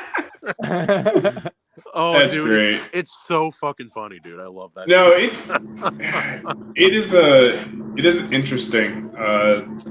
People still out there defending Star Wars, or like the way that they try to defend it is by telling you that like your complaints and everything are just so old. Get away. Yeah. I don't know. And it's like, why do you care so much to like hate on it? And it's just like, well, we don't. We're just kind of making fun of it. At this point, and you're the one that clicked on our video to make a comment, which is weird. Like that takes a lot of effort. And I don't want to. I mean, people are allowed to like what they like. You know, if you're out there and you enjoy the Acolyte, I mean, that's fine. I'm glad you enjoy it. I'm gonna shit on it relentlessly because I think it's funny. I think it is too. Sorry. It just is what it is. And well, that's the thing. It's like you can make a video saying you like it and everything like that, and I'm not going to bother to click on it and comment. Yeah, even though like you're the one that's worth my time. Yeah. Yeah, even though you're the one that's like, you know, paying money to somebody who's like obviously making fun of you and the fact that you're watching this, like they're like, oh, we're getting paid so much money and putting so little effort and shoving so much shit down your mouth. This is hilarious that you're paying us money. Please, come on, you're so stupid. Please give us money. Yeah, no, it is. It's insulting to the intelligence of the audience. It's absolutely despicable. By the way, they're like, guys, I wasn't road raging. I was responding to that comment about the professor charging the books. So. Oh, definitely big buck. Oh, okay. Yes. Yeah. So wait, so you were talking about the professor's butthole? No, I the was saying comment. I hope he gets genital herpes in his butthole for doing that. Okay. Comment, I swore I heard butthole in there somewhere. You heard correctly, my friend. Also, I'm going to point out that did you pick that name on purpose, Katie? I love it. Yeah. I love it. I sure did. Just like I always call Publix Pubics, that grocery store down south. Yeah. This is a very well-renowned pubic speaker. What? I think if you guys can hear me better, I took my Bluetooth off, and it's just like the speaker mode on my phone now. Okay. Yeah, sounds fine to me. Yeah. Much better. At least no different than normal. At least. Yeah. It really drives me crazy that Bluetooth was invented to be, you know, more convenient, and it just always sounds like shit. Yeah. More often than not, like if you get high quality Bluetooth, it does a bit better. It seems like the cars struggle with it. Well, this is a you can probably see it here. It's like a transmitter. Yeah. So it plugs into your is that using Bluetooth or is it using Wi-Fi? Oops. Yeah, it just goes to the radio station. So it's I used to have one of those. They get like real fidgety, and then you have to like constantly try to find another radio station that's open. Yeah, that part does suck. Yep. I think I got two that are pretty good, and like if I go into Minneapolis, I have to switch it over. But well, half the time in my own home, I have to turn off the Wi-Fi on my phone and just use my data because it doesn't work. Yeah, that sucks. I feel like the you know, I'm not even gonna. I put a radio in our van, and I'm just not even gonna do that in another bigger car because it's a lot of work, and then the shit just breaks down anyway. So I'm like, I'll just buy this fucking transmitter and see how long it lasts. Right. But I hate poor quality audio because I really love it. So it's driving me crazy when it's not good quality, but Right. All right, guys, I'm gonna My actually have to radio's get out. speakers. I'll have to get off of here for a minute because my phone's about to die and I gotta take care of the dogs for a little bit. So Okay. Well, you got the link still, so if we're still going, you're welcome back. hell yeah, man. But yes, your book sounds fun, man. I'll have to add it to my list for the next time. The Thank you. I next appreciate order it. I do anyway. Yeah. Hell yeah. Also, you Yeah. should write a west. I'm telling you what I tell every other writer: write a western. There's a lot of good westerns coming out. Don't miss the trend. Mm-hmm. I actually have I have the premise for one lined up. I gotta add some more plot elements to it. Yeah, it's gonna that one. I don't think I filed for copyright on it yet, but I can just make another title if someone steals it. It's gonna be called Hot Lead Harem. That does not have a release date yet. That's probably you come up with good titles, man. I know, right? Thank you. Yeah. Naming things is an art. Not everybody has it. And you just said it on stream, so it has a timestamp. You know, Yeah, cool. Since you did say it, even if somebody takes it, you could argue it because you just said it. It's canon, and this is on Spotify and stuff. So it's like, boom. Yeah, that's true. When the court case you have comes, to take somebody to court, and it's it's so bothersome about the court systems all made to like profit. Yeah. I may need to revisit. I had a Western romance that I had been writing for a while. I may have to revisit that. What a weird genre, but anyway, I gotta go. Peace out, guys.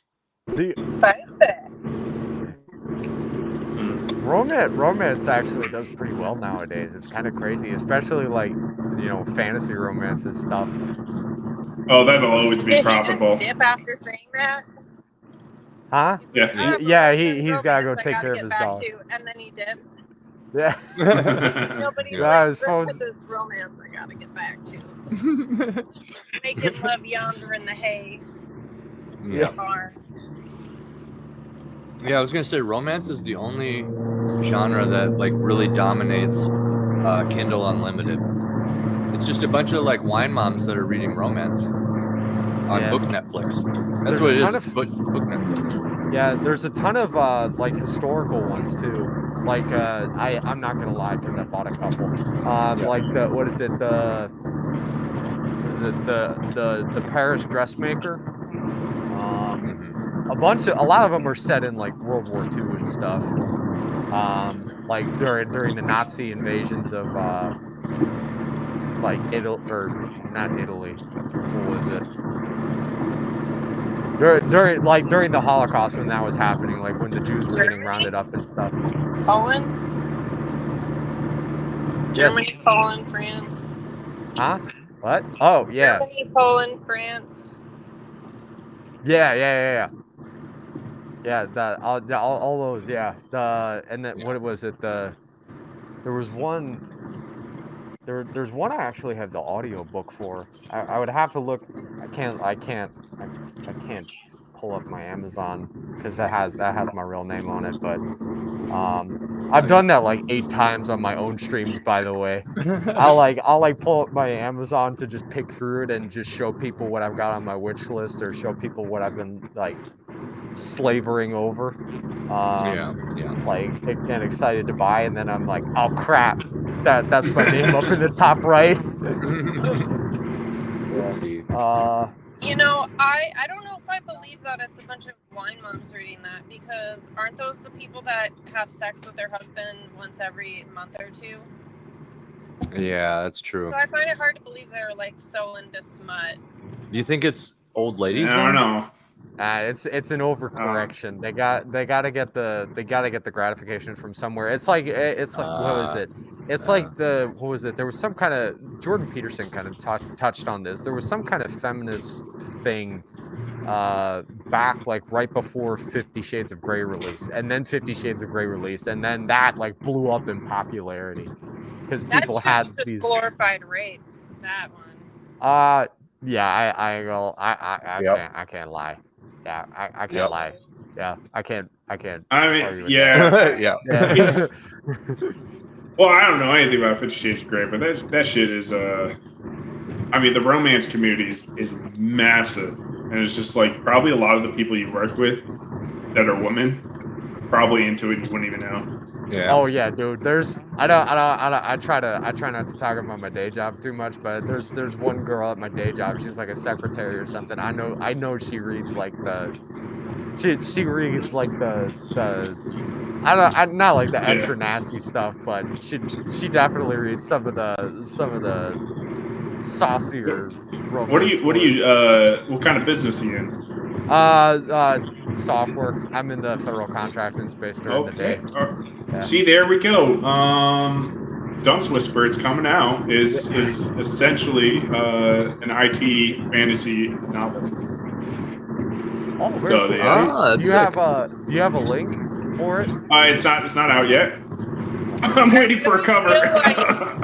I feel like reading most romance wouldn't interest me, like the smuttier stuff, because I don't know, it's not intellectually there for me.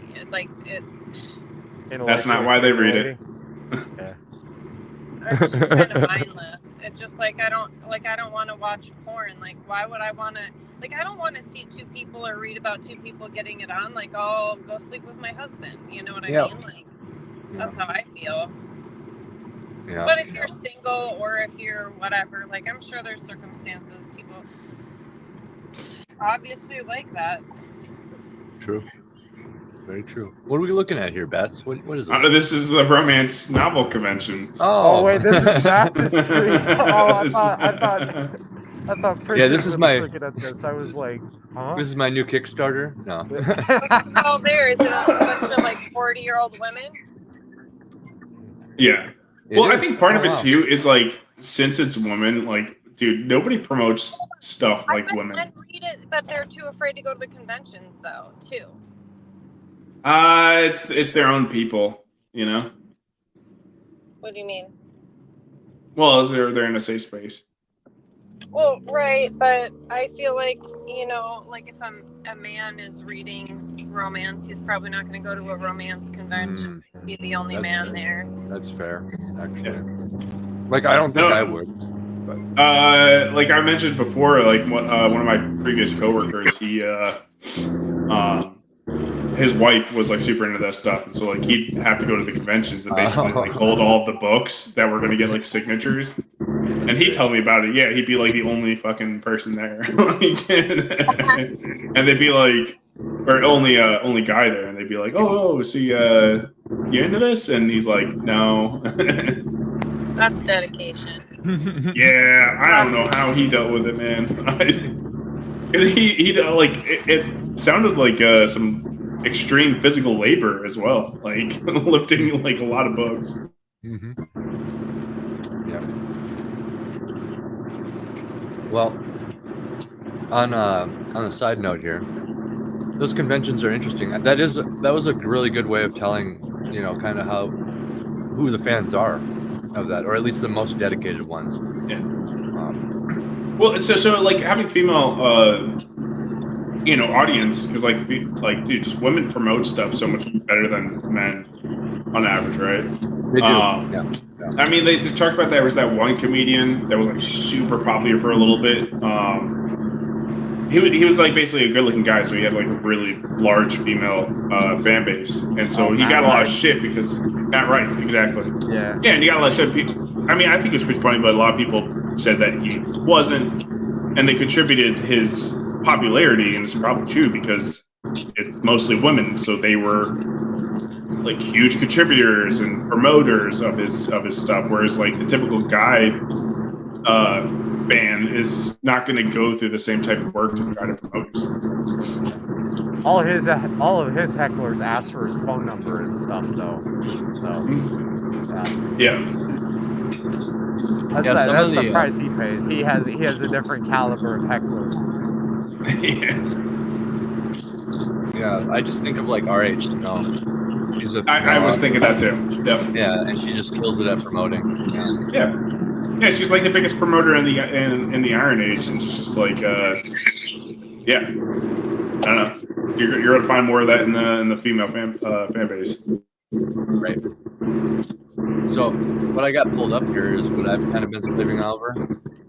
Viewers and everybody should, take this with a grain of salt. It's subject to change, but I do have a rudimentary Fund My Comic ready. I wanted to talk about it and kind of show what I have so far. That and take it easy, Tim. Thanks for coming. But yeah, it kind of show what I have so far and how it's going to grow over time, and kind of talk about it for starters. Nice seeing you, Tim. Because this is going to be. Oh, my son says hi. Because this is going to kind of be a bigger project for me over the next 3 months. So it's probably the most important thing I've done so far. So I want everybody to know about it. I'm going to talk about it a little bit. That's cool. And it's a little sneak peek because, as you can see right here on screen, it's not live. It's not approved yet. But that's not okay. The owner of Fund My Comic is my artist. So I've been talking with him closely about kind of the process of this. So it will be approved, needless to say. But so yeah, we got A Saga of Sunsets by Luke Stone and A.C. Pritchard. Essentially, this is an adaptation of one of my short stories in my novel, or not my novel, but my book that I published. I have Mortal Descent. Yes, from Mortal Descent, which you can find on Amazon if you're listening. Mortal Descent by A.C. Pritchard. But anyway, what we're seeing on screen here is some images from the preview that got into Anvil magazine. There's 15 pages made so far. So the graphic novel is already being made. The proof of concept is there. Everything should be there for people to kind of see what they're getting, right? Essentially, I just kind of slapped some basic goals and stuff down for starters, and I'm going to change it as we go. Add more stuff. But yeah, you got the king here looking mean and badass, and then you got the protagonist here, Jarl Himmen, looking awesome. Jarl. And then here's young Himmen. This is a flashback scene. Shout outs to Luke Stone. He's doing all the art here. I hope people don't read that and think you're saying Hyman. I hope so too. Because it's like fist and hymen in the same sentence. Horfist? Yeah, Horfist, like Horfrost, yep. Like fisting horse? Yeah. Maybe. Poor. But yeah, Jarl Himmen Horfist claimed his name. Now he must claim the crown, which is like what the story's about. Got some basic stuff over here. I looked at some other projects and to kind of get these prices together on some of this over here. I will sign some stuff. I'll sign some books. I would like to do a black and white version, hardcover, the whole ringer with some posters, The first 50 backers are going to get a signed poster. I'm just going to come up with things as I go. Actually, Katie, my wife here, I believe you will be able to come up with some amazing rewards for people. I set the limit to 500 right here, 500 books, because that's basically, I don't need any more than that. The goal of this isn't to profit, it's to get the thing made. And the profit can come later when I set up shop, right, so to speak. I have some blurbs here talking about it, showing off some more art and some panels. Wait, but if you sell 500 books, they all get a book though, so you have to do that anyway. So I'm confused. Yes. Well, and if I sell more, and if I sell more, I would print more, obviously. But the whole purpose of just the crowdfunding aspect is just to get it made, and then I can go wherever I want. I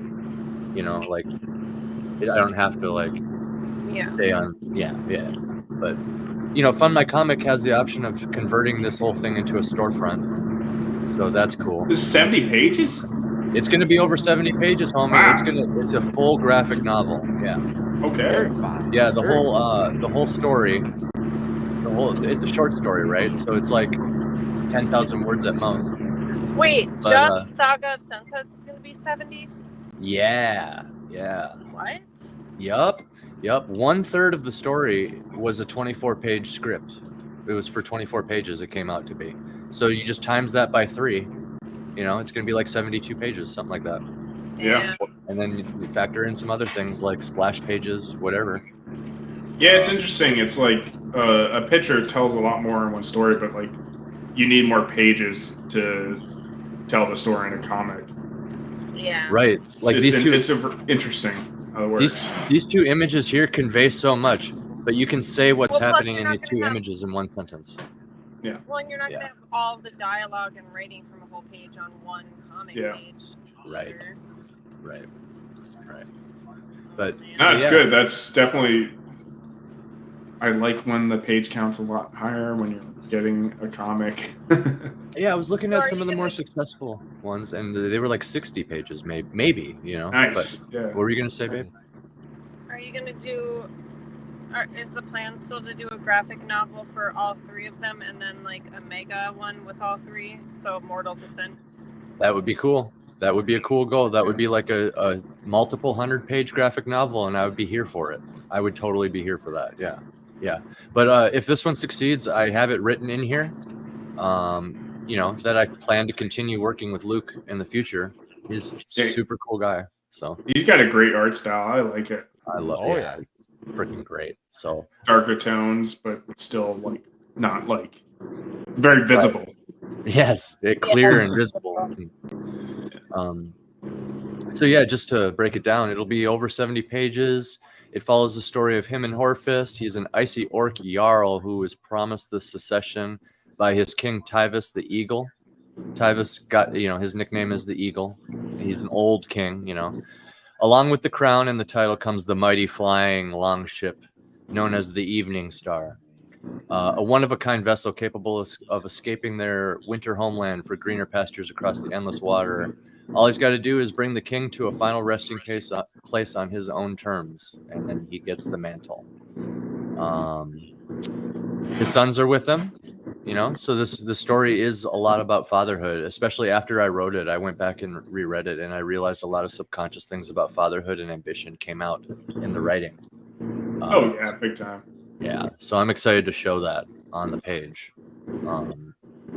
And right here, another selling point I realized putting this together, I'm selling history too, you know, uncover history. It's not only a historical event in my books. Like this is a historical event. Like this is like all the orcs know who Himmin is, right? And essentially it's all, this particular story is also inspired by the Kensington runestone in real life. It's kind of What's like the Kensington runestone? Yeah, babe, do you want to explain it to him? So it's in the Alexandria, Minnesota Museum, and it is from the 13th century. Wait, 13th or 15th? Shit. I think it's from the 1300s. It might be the 1500s. I can't be sure, but a farmer in the I can't remember what year, you know, 1900s, earlier 1900s. Yep. A tree came uprooted and they found this stone, and it is Viking settlers came here, and so, you know, long before Columbus. And what happened was they wrote ruins on these stones to signify like a story, like something that happened, like a significant event. And basically this rune stone talks about how they set up camp, and then half of their party went out to go hunt and gather, and they came back and the natives had slaughtered everyone back at their camp. Hell yeah. Yeah, So, they left to that's go what- fishing or something. Yeah, they went to go get food. And so think about who stays behind at the camp. Women and children usually.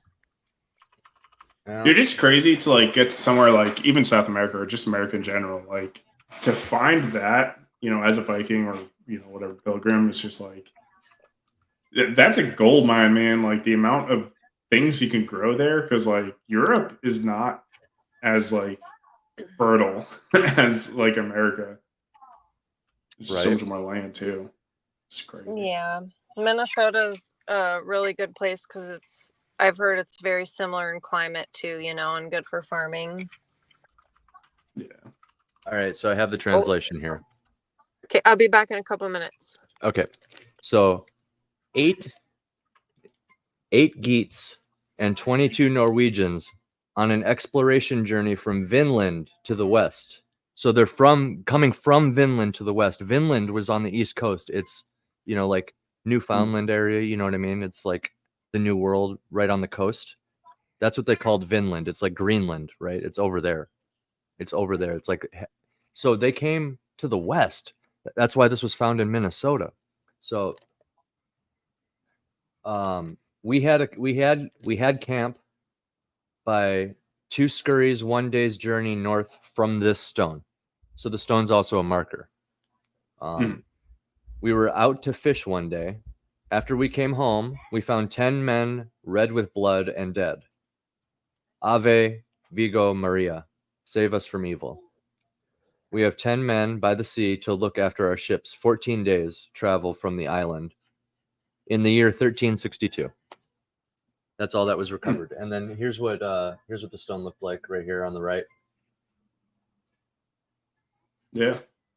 So yeah, fascinating Num stuff. num num num num num num. Yeah. Num num num num num. Yeah. Anyway, so yeah, uncover history. That's what I mean. It's not only the history of my world, but real history imbued in there, and of course the Norse and Celtic mythology and symbolism completely embedded in it. Dive into an entire world. You know, it's my world of RK. It's literally an entire world, and one of the rules of my world is it's as old as it needs to be. It's my little sandbox to tell stories. So it's quite literally an entire world. And this has no cliffhangers, defined beginning and a defined end. No cliffhangers here. So when I say 70 plus pages, that's because it's getting to the ending.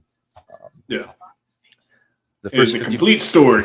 Yes, which I think is something to talk about, you know, because like even in comics, it's like, oh, issue 1, issue 37, issue 112, right?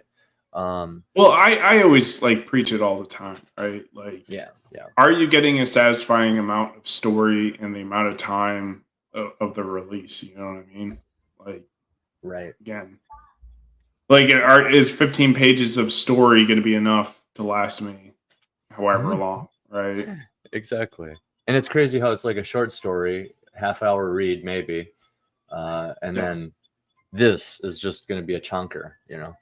But yeah, anyway, I'll send out a poster to the first 50 backers, basically as a little treat for reaching about 80% of the goal. That's when all the pages are going to be paid for, and the story will be complete at that point, when all the pages are paid for. Which means at the very least, I'll have a digital version of this until I save up more money to print it. That's if it fails. But essentially what I'm going to do is I'm going to go through the entire book, take all the best images, guys, all the best art from Luke Stone, and I'm going to make one super poster out of it. And I'm going to sign it. I'm going to have Luke sign it, and the first 50 backers will get that. And that'll, of course, go on my wall. What were you going to say? Stone's a great last name. Yeah. What were you going to say? Awesome. No. Oh, okay. Yeah. But yeah, it just goes on a little bit. There's this last part I wanted to touch on. Tells you a little bit more about him in an epic way here. You know, all the orcs know his name after the events of this book. I really stress that. Because of the events of this book, all orcs know the name him and Hellfist forever after. And that's a little foreshadowing. It's a little foreshadowing there in the blurb. Got the bio. I did a little research on the successful ones, guys. And, you know, I always got to take a moment to plug the Iron Age. My people can see this comic right now in Anvil Magazine #3. Like, it exists. It is a comic that's made. So I don't have to, like, promise anything or, you know, claim anything. People can see for themselves right now, you know, from the art that I was shown too. I just did the blank versions of the panels, you know, on this page. There's You know, I'm just thinking, Luke was never in the Marine Corps, right? I don't think so. No. Okay. I knew Luke Stone. Who's The name pastor? just clicked in my head. I was like, wait, I knew, like, I lived with a Luke Stone. What were we gonna say, BS? No, I was gonna say I know he was a pastor. I don't know if he was in Yeah. if he was in the military before that. He was a pastor, yeah. I think he did a little wrestling, if I'm not mistaken. Something. Wrestling. Or like metal music, maybe. Maybe he was into bands. Oh, I don't know. He did something seems other like than. he seems like a former WWE guy. Yeah, that makes sense. I added this whole bit at the end here. I thought it was very important for people to understand that the project made. It's not to like make a bunch of money. I can open a storefront after the fact if there's a lot of demand for it, but I don't care if that doesn't happen because I will have my digital version of it, and then I can then sell them going forward, like I'm doing with Mortal Descent. But everybody who helps with this is going to get a very special version. Like anything after I have my grubby hands on it, anything I print going forward will be completely different than everything here. But yeah, it's just more Iron Age stuff. Like essentially all the money is going back into it. Me and Luke are very pro family and pro indie. I think Luke is straight up like an indie advocate. Yeah. He advocates. 100%. I refer to him as a champion of indie.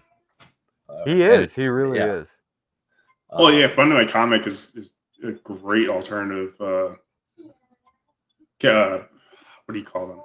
Fucking like Indiegogo and shit. Crowdfunding site. Indiegogo, Crowdfunding yeah. site. I mean, Yeah, like, Kickstarter. dude, the percentage that the creator gets off of the site is like massive comparatively to all the other sites. Yeah. I can show you. I'm almost at the end here. I can show you when I'm done.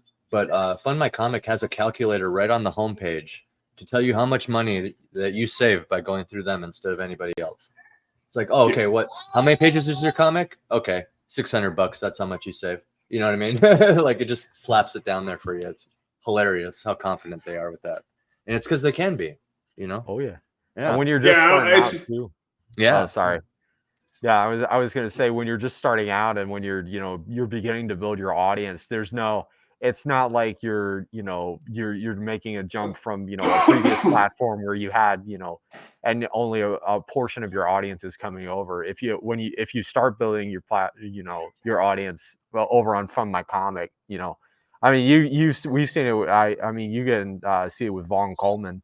He had a campaign Phenomenova where he did fantastic numbers recently because he spent so much time building his audience, and that was the first place where he launched. So hell yeah. Well, it's insane because like obviously the crowdfunding site deserves a percentage for hosting this stuff, but like the amount of cost to host a crowdfunding campaign is so small. So for them to like ask for such huge percentages from these people, it's insane. They're taking advantage. Yeah, they're gouging. Yeah. Yeah. And I mean, it's the same thing with like the super chats. Like, dude, 30%. Yeah, like bro. what? Yeah. Like, what? Yeah, That's a problem. I will say, just kind of, I don't normally do devil's advocate, I swear, but Indiegogo is kind of struggling right now. It's one of the reasons why they don't really push independent publishing as one of their perks. They mostly focus on tech because tech is what makes them the most money. But yeah, Indiegogo doesn't have the same brand recognition that Kickstarter does, and so I think financially they're struggling a little bit more, which is why that's why like when you first go on Indiegogo before you log in and stuff, and before before the site gets a feel for what you're interested in and what you're there for, that's why the number one thing they'll show you is like smart home appliances or electric bikes or the whatever. I mean, it has to be mismanagement of probably like advertising or something like that. I don't know. Like, look, I have an idea of how much this shit costs, and server space ain't no fucking joke. Yeah, like Kickstarter has no excuse, especially with campaigns like was it the Brandon Sanderson campaign with the royalties from that. They should have been. They should be able to run that. They should be able to run their stuff off of that for like a couple years.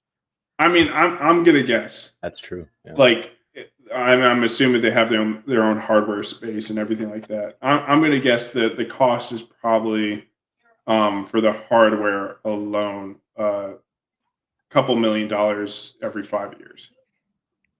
Probably, To yeah. host But that then type of server. they also have to pay the payment processors as well. Well, yeah, and then they have the engineers as well. They're the software engineers and stuff like that. Yeah, the cost they add up pretty fucking quickly. But yeah, I don't know. It's still for the amount of business that Indiegogo gets, I'm kind of like, how does that happen? Right, and I have to just double back to Luke Stone, right? Like, I have the calculator on screen here. I just like typed my goal in there, which I have 15 pages paid for already. So my goal is actually short. It's actually a small goal. Sorry about my son. He's yodeling. It's all good. All good. But yeah, you see some other projects, they're like over 100 grand. So on my scale, I save almost $500 just right off the bat, just by going through Fund My Comic. So like Luke has identified this problem that you mentioned, you know, and he's cornering the market in it, and it's genius, you know, because he's a good guy. Like you said, he used to be a pastor and stuff. Like, no one more deserving, to be honest. Yeah, I think he technically still is a pastor. Used to be a pastor. Probably is me being inaccurate. He just doesn't preach anymore. Right. Yeah. And it's interesting too, because with Kickstarter, you have to make the funding goal in order to get the money, right? So like Indiegogo allows it to, like, you know, you don't have to meet the goal and you can still release it, which it's just like, I like that option there. I mean, for me, for brand recognition, I might just go with Kickstarter for like my the audiobook, because I'm like, if I don't get the funding, I'm like, I don't want to do the audiobook. Yeah. Kickstarter also has a certain built-in audience. Like if you guys know what is it, Tyler C. Draws on Twitter. That's his handle on Twitter. But he does Super Plumber Sisters and all that. And Girl with the Mega Fist.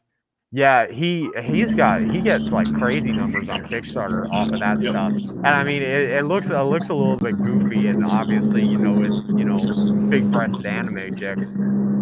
But yeah, he pulls crazy numbers, and he's actually done some crazy like Kickstarter experiments where he hosted not really a secret campaign, but he just did no marketing for it.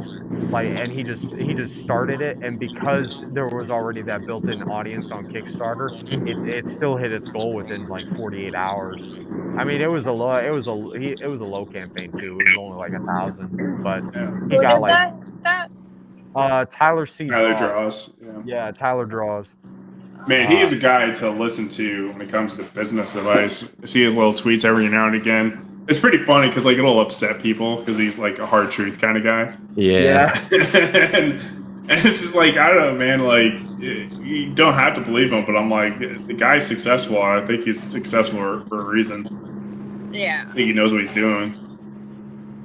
It's the same with Eric July. Like, no nonsense, just like, you know. And then he takes it a step further though. Like, oh, you're gonna come at me like an idiot. I'm gonna show everybody. It's that simple. You know, like, well, it's different from about what you're doing, and so like you want to be right, and so it's like you get angry at anyone who says otherwise. Yeah. No, not naming any names, but anyway, we were talking about the acolyte. Names, I'm not gonna pass judgment on you for it. I know. But we were talking about pass judgment. Yeah, we were talking about Star Wars earlier, and like it's like one of the things that they do is they attack the fans and accuse them of shit, just for rating their bad show bad, and that's kind of what it reminds me of, like, you know. So. Yeah, Doctor Who just did that. What was it? Judy Gatwa from the proud Scottish clan of Gatwas. He told everyone to go out and touch grass. And what was really funny was that one of the articles that got I don't know, some shill site for the BBC. Somebody wrote an article and they were like, oh yeah, the numbers for that episode weren't that great because everybody was outside. And I was like, wow. Did you say that was for Doctor Who? Yeah, that Yeah. was for Doctor Who. Yep. That they I only literally saw, said that. I don't know, like very old episodes. I don't even remember which doctor it was, but it was like, you know, in the first place. It had like I didn't get into it too much. a huge resurgence when I was in high school. I remember that. That's like pretty much what I remember from it. Yeah, my sister adored it, especially when David Tennant was the Doctor. But it's one of those things where it's like, with the people complaining about it, it's like, well, yeah, if you see a crackhead in the streets, like clapping their hands and stuff like that, are you not going to look and like make some comments about that, or are you just going to fucking ignore it? Like, what person just like pretends like that didn't just fucking happen? Okay, And that's that why you got reminds these me- big companies that are a bunch of crackheads fucking clapping their hands. It's like, yeah, we're going to talk about it. Like, this really happened. So I was in New York City. And yeah, I was thinking New York City. So, okay, anyway, I'm in New York City. It's obviously crowded. People are everywhere. And this homeless guy goes up and fucking he like plows over a fucking garbage can, spilling it everywhere. And he's punching it and swearing at it. And then he picks up all the trash, puts it all neatly, and then starts punching the garbage in it and swearing, and then looking around and people are acting like they don't even see him. I'm like, what the fuck is happening? New Yorkers are fucking insane because they just like they've learned to cope with it, and like they've learned these defense mechanisms. I was in New York a couple of years ago for a wedding of a friend of mine, and I hadn't been there in years. And I grew up like right out, like pretty much outside the city, so I'm familiar with it. It's gotten so bad. And like we go to this like ramen place and we see like 5 crackheads shirtless on the way, like doing some crazy stuff. And right outside the restaurant, got a guy like,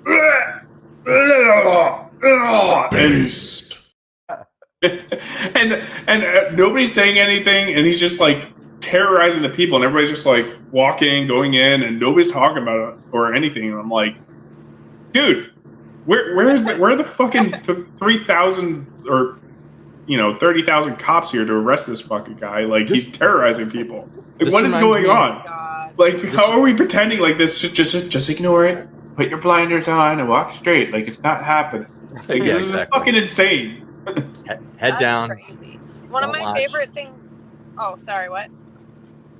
Oh, I was just saying, head down. Don't watch. Don't pay attention. Yeah. Don't look. Ignore Yeah, it. that's the mindset, because they're like, if I don't look at him, he's not going to bother me. That's modern day Star Wars right there. Yeah. One of my If I don't favorite make eye things to do contact. in New York, since I'd be traveling alone, is because there's no shortage of homeless people, and they have really, well, at least they did have really good, really cheap Chinese restaurants. So every time I would go to eat, I would just like pick a homeless person to eat with me and buy them lunch. That's awesome. What? That's And awesome. and then I just talk to them and hang out with them. Like, homeless people are pretty cool. Yeah. Well, they're bitch. yeah, with the doctor. I remember I had a gunny when I was in, and he was like, "Yeah, I just went to the 7-Eleven. I was I needed a cigarette really bad, so I went behind the 7-Eleven. There was a bunch of homeless guys, and they're real cool. They really liked me." I'm like, dude, they all offered me a cigarette, Oh That's my awesome. God. Went in, bought them some stuff. Oh, yeah, it was a great time. That's basic human nature, man. They don't have anything and they're offering them cigarettes. Come on. That's Yeah. awesome. Yeah. That was one thing when I was a smoker. I'd always give a homeless guy a cigarette. I'm like, yeah, man. Oh, yeah. No problem. Cigarette. Always. Dude, I've had people like, oh, it's my last cigarette, and I was totally telling the truth. Like, when I was in Ireland, I think I've already said this on the stream though, but she's like, oh, fuck you. Like, she just like started losing her mind on me in Ireland. I'm like, oh man, it's really my last cigarette though, And one time I was in California, and my shitty ex was like inside with his dad or food, and I'm outside smoking a cigarette, and it was my last cigarette, but I had like another pack or whatever that I just got, and this tweaker guy's like asking me for a cigarette, and they're expensive, and I told him it was my last cigarette, and he was like about to fucking fight me. He started losing his mind on me, and then fucking douchebag comes out, like pulls his shirt off like he's gonna fight this guy, and then tells him like she has a whole pack in there. Like, through the bus. I'm like, why the fuck would you say that? You're gonna get me fucking stabbed. Like, Yeah. but I mean, I have no problem giving someone a cigarette, but if you're gonna come up like aggressive at me, fuck you. They're too expensive. If you're gonna be nice about it, I'll give you a few. You know, I'll give you 4 or 5. I don't care. But like, just don't be an asshole. Like you're entitled to something I fucking paid for. Yeah. It was insane. We're talking cigarette stories now. We went to Australia, and like, you know, we're a bunch of like hobo Marines, so like, you know, we had to like figure out how the hell we're gonna pay for things when in Australia, and like a big thing was the tobacco prices in Australia. It's like $20 a pack of cigarettes, you know, 2010 time period, and we're like, you know, contemplating. We're like, well, we could just not smoke when we're there, and we're like, nah. And so, yeah, fuck that. I mean, we got like 3 cartons when we were in the airport, and we had like made that duty survive. Free. Exactly, duty free. And so we got Shout out. Marlboro Reds and Marlboro Menthols, I think, between. Bro, he smoked menthols? I was a big menthol smoker. I was in that camp with. 27. I was in the camp with the convinced guys that like, yo, the menthol, like, it opens up your lungs, you know, so it helps when you run. And then there's the other guy. There's always the other guy who's like, you know, you can never be an astronaut now because you smoke some menthol cigarettes, bro, because it like crystallizes in your lungs, man. It's broken glass. It's fiberglass. Yeah, the fiberglass, it opens up your lungs so you could like actually helps you run. Like, like think it's stupid shit that you believe when you're younger. There's people that smoke cigarettes when they're training for marathons. Well, I was stress the it puts on your lungs. Excuses. I mean, I was in the Marine Corps, so like we ran a lot. We like worked out heavily. Like, I mean, especially I was going to the gym 3 times a day, like casually, around that time, and I smoked so much. Like we'd be on like these really long hikes with heavy ass packs, and like the first thing once we take a break is like, yo, sir, can we light up? And like as soon as you get to go, like just a plume of smoke just rises from everybody. Marines nearby. Yeah. Fucking tobacco and energy drinks, man. Oh yeah, I felt like shit. I'm sure you guys, like with all the strenuous training and shit you do, like I'm sure you need that fucking stress relief. Yeah. Oh, we don't need it. But we definitely very appreciate it. Yes. You acted like you did. Stress is worse than smoking, man. Yeah. Yeah. That's no, for real. Like the physical toll that stress can, because I had stress issues, and so it's like well, I mean like anxiety, right? Like I think we only really discovered what anxiety was like the past 10 years. Yeah. I have a clip. And so you're done. But go on. Go for it. Clip. Anxiety.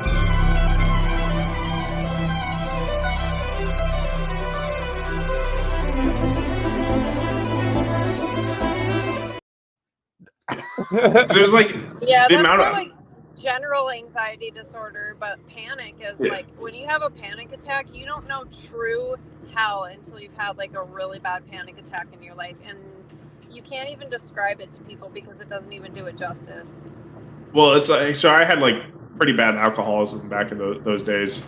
And like, I remember being on the phone with my brother. I'm like, dude, I just like, I feel like I'm forgetting to do something right now. Like this happens every fucking Sunday. And he's like, yeah, dude, that's the Sunday blues. It's because you got really drunk and you're basically in withdrawals. And I'm like, oh, that's what that feeling is? Like, I know, oh my God, I'm so sorry. Well, it's like at some point, like I had really bad like chest pains. I remember having to like, Caroline was like, you're not supposed to have chest pains, because I'd just be like all the time, just be like, yeah, man, my chest just hurts really bad right here. Yeah. And she's like, yeah, that could be like you're supposed to go to the ER. And I'm like, what? I get these all the time. And then, so this is normal. Come on. It ended up like not popping up on anything, but I was in the hospital, and I saw another buddy from base, and And I told him what's going on. I was like, oh yeah, man, like you're just stressed out. I'm like, what? He's like, yeah, man, stress causes chest pains. Like it happened to me, and I just had to meditate. And I'm like, Yeah. Oh, wow. gotta look it up. Like, yeah, no shit. You actually can get chest pains from like It's just being stressed out. It's amazing the things that we think are normal when it's normalized. Right. Yep. Yeah, no, so it's crazy. But yeah, back to Australia. Like, so we had 2 choices of cigarettes, and we'd have people like coming up to us trying to bum all the time. And we're like, which one do you want? Like, we got like, here you go, menthols. And they're like, ew, no menthol. Like, they don't smoke any menthols in Australia. And then offer them, okay, we got reds. And they're like, ew, no, cowboy killers, no. And I'm like, fuck you, beggar. And they'd always walk away. I'm like, how can you walk away from a free cigarette? What the fuck? Be gone, peasant. You don't want my reds? You don't want my cowboy killers or my astronauts? Dude, we gave you options. Get out of what here. The fuck? Yeah, beggars can't be choosers. Yeah, and then like in Japan, they smoke like ultralights. And I remember like every now and again, I'd bum one from my coworker, and it was just like being like the smoke pit, just like. Dude, is Japan the same as Korea, where they all smoke? Oh yeah. Like smoking outside isn't really a thing out there, but every single place you go into, you can smoke indoors. In Korea, like they don't walk and smoke. Yeah. But in Korea, you wouldn't smoke inside. You couldn't when I was there, and that was what 2010, I want to say, 2000, something like that. But no, 2009, one of the two. And they, oh, by the way, it's in Japan and Korea. If you didn't know, the day you're born, you're 1. So the drinking age there is 19, but when we're 18, we're 19 over there. So it's basically 18. I did not know that. Women. Yeah, they count you in the womb, basically. It's not so like men, like you don't smoke inside there, but like men can smoke in public, and women can't smoke if they're like walking down the street. They have to sit down outside to smoke. They have to sit down to smoke because it's not proper to be walking around smoking. So I would have like the elders like shaming me and shit and yelling at me about it, and I'm like, I'm a foreigner, I don't know any better. Yeah. No, I don't think they had anything like that in Japan. It's just like they don't smoke outside. Like there was like designated smoking areas, but like literally every restaurant you went to, it'd be weird if you couldn't smoke in there. Like that's crazy. Insane. What yeah, and then like all these clubs, like you'd be in like these stuffed areas and like people are just smoking. I remember like it'd get really packed in some of these clubs, and like people are bumping into each other, like getting fucking burned. Hey, BS, yep. You ever traveled abroad? Because I haven't. A little bit, yeah. Oh, I was in. Damn it. Yeah, I've been to Italy. What year? A little while back. Nice. Shittily. Yeah, I was in Italy a couple of weeks ago. Oh, Katie's been to Italy as well. We're at like Rome. Hold on, you guys. Battsauce, what year were you in Japan? I was there from 2011 to 2013. I was there 2 years. Okay. Sorry. Back to Shittily now. Yeah. Shittily. Yeah, no, I went, we flew to Milan, went to Florence, Capri, Naples. Dude, Capri is awesome. Yeah, Capri is awesome. I was in Milan, but I did go to Tuscany for a job too.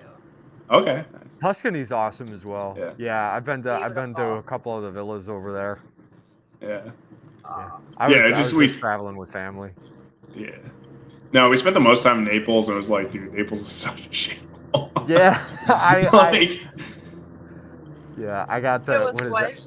I think we stopped in Naples. I think we stopped in Naples after we left Capri, and I looked around. I was like, "Can we go back to Capri?" Yeah, well, Capri's like it's like connected essentially to Naples. Like that's where you take the boat out to go there. Yeah. I said, Katie, I said Naples is a shithole. Okay. It's like the dirtiest city I've ever been to. Unacceptable condition. Perfect. Yeah, exactly. Andy, stop! I have this up to my fucking ear, and that is so goddamn loud. No more. Like, Sorry. seriously, stop. No more. Sorry. Yeah, no. It's just like they don't.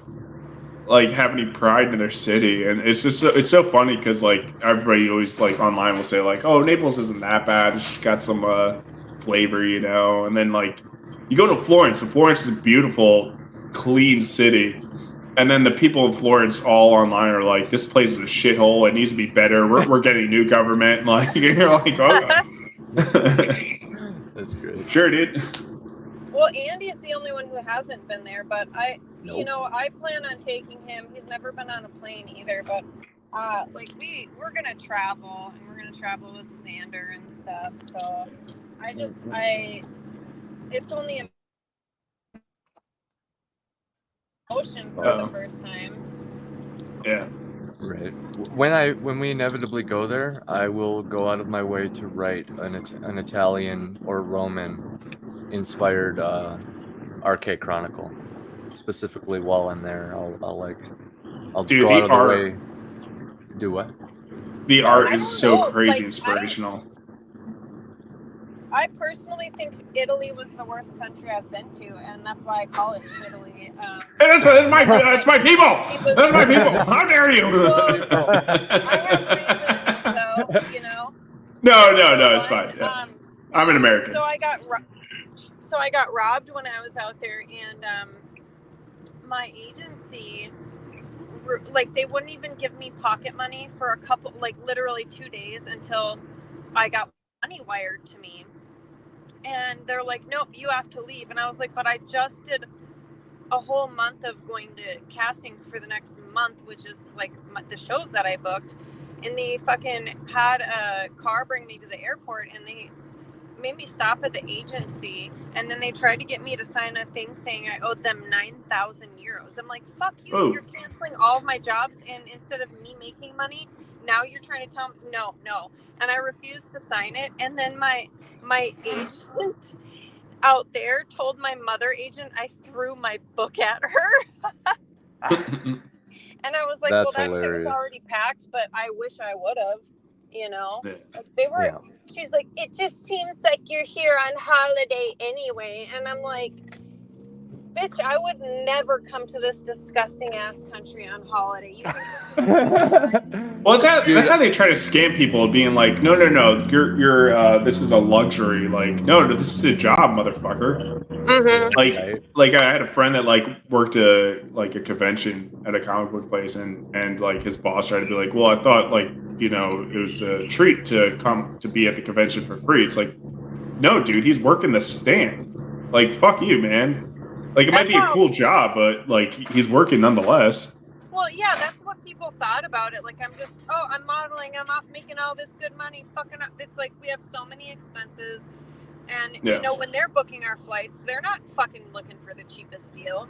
And you live with 8 other people, and no one cleans up after themselves. And, like, you know, there's all of this fucking drama. I could go on and on. And, in fact, I think soon Andy and I are going to do a stream where we just, him and I go into the entertainment industry, our experience in music and fashion, just because there's so much shit. I mean, we could go on and on, but my beef with Italy wasn't necessarily, I mean, a lot of it was fashion related, but it wasn't just because I got robbed either. People were so fucking racist to me there. I mean, my God, if you have blue eyes and blonde hair and freckles and you can't hide it. And I'm talking about, like, people would budge in front of me in line at every store I was at. I would stand at the crosswalk forever, and as soon as someone with dark hair came up, they would stop. And it's weird because there are blonde Italians, so I never understood that. I must just look too Nordic. I'm curious about that because Milan's up north, and like you got Austria, like that's right on the border, right? Yeah. And so like if you go like north enough in Italy, you're basically not in Italy anymore. Caroline used to date somebody who was Italian, but he spoke like German, like, and it was blonde hair, blue eyes. So I wonder if there's like any of that like conflicting stuff where they think you're not like a real Italian or something like that. Northern Italy. Yeah. Oh. Because they were pretty foreign friendly there. And Italy is a big enough country. Like, think about it. With when Hannibal was in there with his army for years and years It's and years, actually and there a was very other small stuff going country, on, no but- problem. You know? I think that country's Anyway. smaller than our state. Well, every country is smaller than like the states, Yeah. pretty much. Yeah. There's still a lot of room, and like there's mountains, right? So there's Yeah. possibility for Yeah. division and cultural. I mean, even before Rome, there was a bunch of different cultures on that peninsula. Oh, So, before I got robbed when I was on the train to Tuscany, we were first class, by the way, in the train. I woke up because I felt something, and I like opened my eyes, and a dude's just digging in my pocket, and I What was the like, "What fuck? the?" Oh, That's yeah. exactly what I said. I was like, "What the fuck?" And he's like, Yeah. "Oh, scusi," Scusi, and like scusi. scurried off. Yeah, that's weird. That's weird. Oh, No, I excuse mean- me, I got caught trying to steal Yeah. from you. Well, like part of Pardon it, me. though, is it's like, well, it is a city. I mean, like, you see the same shit in like In any Minneapolis. city. in But Minneapolis, I am very yeah. curious about that. I gotta ask Caroline again, because I think she mentioned something about that. I think they really have like animosity between the northern Italians that are basically on the Austrian border, especially because I think they're like uber rich. Oh. So yeah, it could be Like a something like class. that. Yeah. Dude, I Um, absolutely love Katie's modeling stories. They're all super based. I'm gonna clip that one. I wrote it down here. I even have the time. That'll be another life tea for her that she didn't even have to try to do. But yeah, her stories are so awesome, dude. I'm telling you. When hold on, I was gonna say something about Italy too. What was I gonna fucking say? My biggest complaint was their inability to form lines. Like, what the fuck? Or I don't know if you guys nothing's open experienced after that. 6 p.m. or on Sundays. Yeah, nothing. Everything's always closed all the time. Dude, they still You're had muted. dial-up internet when I was I know. there in 2011. Yeah, I was like, where the fuck am I? This is crazy. Yeah. I went. we're in the like, airport in Mumbai. America on our way back, and then it's like there's a line at security, and then like 5 people just like walk right past the line, and everybody's like, "What the fuck?" And then they speak, and it's like their time. What were you gonna say, Warren? Sorry. Oh, I was. That's a good question. What was I gonna Oh say? shit. My bad, man. Sounded No, good. hey, don't worry, it's fine. Okay. No, it was something about Italy.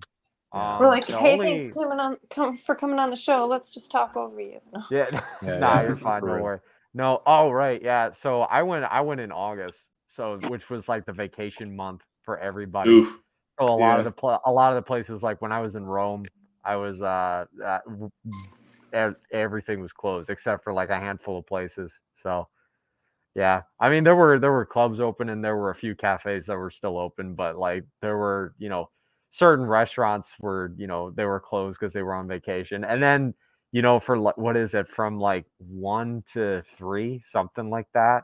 It's lunch hour / nap time. Yep. So yeah. Yeah. It's not like Well, that America your where country's everyone never works around the gonna. clock. Yeah, it's like your country's never gonna fucking compete until you get some goddamn work ethic in you, motherfuckers. This is what remains of Rome. This is what remains of the foundation of the Western world. Listen, we're stressed out and shit, but at least we get our shit done, right? Yeah. Mhm. Oh, what you were saying about how a city is still a city. People were so fucking upset with me when I said I was going to Mexico City. And I'm like, they have the same crime and murder per capita as Minneapolis. And I'm always fucking there. And no one cares, Yeah. They just think it's horrible because it's Mexico. But Yeah, everybody gets their fucking stereotypes. Mexico About City places. had some of the nicest locals, and I really enjoyed myself. You do make a really good point about like, well, it is still a Is this a city. piece of cheese? I think it's something. Yeah. How long this fucker It's is? big cheese. Oh, That's constant crime in a city? You Right. don't say. Oh, never. Well, I never. Well, it's like I live in the country now, right? And everybody's like, "Oh my god, you got so many meth heads there," and I'm like, "Yeah, like there's meth heads everywhere." Like, what the? like there's not like- more in the city. Mhm. Well, I get judged like pretty hard by like my family because they're like, "Oh yeah, like there's some like really rundown houses and stuff." I'm like, "Okay, where I just lived, there was fucking like 3 meth labs, that got Yeah. caught by the police." Yeah, people getting shot like all the fucking time. At least when you hear a gunshot where I live now, like it's just somebody having fun Or like shooting in the or Yeah. something. Driving off a coyote, whatever it is. Yeah. No, we have- Battsauce. Oh, sorry. You go. Battsauce. Did you see? Oh. Did Go for you it. see the? You did shut you, the fuck up. Battsauce, I'm listening. did you see the? Did you see the video of the house that exploded? Yeah, In Arlington? Yeah, Yep. that's like 5 miles from me. Well, yeah, it's the thing, man. I mean, like, yeah, because I lived in Alexandria at a point, and it was weird because it wasn't really like Alexandria what you think, but like, yeah, man, like it looked all clean and proper during the daylight, but then like but it's also like you drive 5 feet and you got like 6 homeless people, and I'm like, I don't have homeless people here wandering around. Like, I don't know. Yeah. It's just like I don't know. It's weird because I live in West Virginia now, and there's so much like stereotypes that go along with that. But I'm like, I feel way safer here. Like, when humans get hungry and desperate and they have nothing left to lose, that's when crime happens. Also, when they smoke crack, Yeah, that also plays into it. I was gonna say we have a high rise in Minneapolis that has like these different colored windows or board squares on it, whatever, and we just call it the crack stack. It's the crack stacks. Yeah. It is. It has a bunch of Somali people. Don't come for me. I'm not racist. I just hate them. I'm just kidding. That's where the state government put them. So Minnesota really failed because we flew in a fuck ton of Somali people and didn't even bother to help them actually acclimate. Yeah. We just threw them in a building, and like I know people who have been in the building working for their jobs, and they literally, like, there's so much rape in that building, they literally have to hose down the stairs all the time because they just shit in the stairwells. Wow. I'm not joking. Yeah, that's crazy. But yeah, it's they have a habit of not driving with a license or insurance and smashing into people. It happened to my dad's wife. It happened to me. It happened to countless people I know. And it's like, well, you can't just move these people from all these different like cultures and stuff and just like expect them to acclimate. Whoa. Yeah, you expect them to know our road rules and be able to read our signs and like all of the stuff. You just give them money and that's it. Here's $10,000 to start you up. Free rent in this building. Whoa, are you guys saying that it's a bad idea to have open borders and give resources to those people when there's homeless people on the street? I mean, we need those homeless people. Dude, I mean, look, dude, Fredericksburg is like fucked, right? Like, so, we just had a shit ton of Afghanis, right? Moved in. Yeah. So like they got a bunch of government funding, like they're living in nice fucking houses. They're getting like paychecks for a month, but like the second that paycheck stops coming in, it's gonna be a rundown fucking place. But yeah, it's crazy how much shit they were like just given to live in here, and it's just like, well, now that town is like fuck. And so I know people that like have your kids going to the schools and daughters, and they get hit sometimes by the Afghanis because like in their culture, women can't, women are commonly hit. And then like when they go to the principal about this, like the father comes in being like, oh, I keep telling him he can't do that. Like that can't happen outside of home or whatever. And so it's like, yeah, he's beating his wife and the kid is picking that up. Yeah. And it's just like, well, they don't want to like run it like they're afraid of cultural boundaries. They're afraid of offending them. It's like, yeah, I think like hitting women for being women is kind of like should not be a cultural norm. We should probably shame that. Yeah. Like what the fuck? Yeah. Mm-hmm. Exactly. Yeah. I think it's so heartbreaking that people like hit their kids, and then we have these adults like, I got whooped and I turned out just fine. I'm like, no, the fact that you think that is not okay, and you are not okay. That's you want to talk about Rakita right now and a little bit of EBS that's going on. Oh my god! I knew it. Dude, well, I stay into the in a lot of the drama, but I've been like, it's been hard to stay in with EBS because there's just so much shit every week. But like if he has a downfall, this is going to be like the start of it, because Rakita has like, obviously he has a huge alcohol problem. Who's He's been Rakita? leading. Yeah, fill the Oh. listeners in on EVS and Rakita. Rakita Law, right? So the guy who got really popular for covering some of the major cases like Rittenhouse and stuff like that. Oh, And when I say popular, like he was like crazy high number streams, like 30,000 people live stream, like live viewing, right?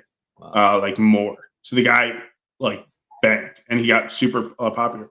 And he got him with a lot of the like nerd crowds that we know, right? And kind of got him with like EVS, well, Dick Masterson, got him a little bit with Everybody. EVS. Everybody. Yeah, at the everybody. time. Pretty much. Yeah, he likes the internet drama. Yeah. Yeah.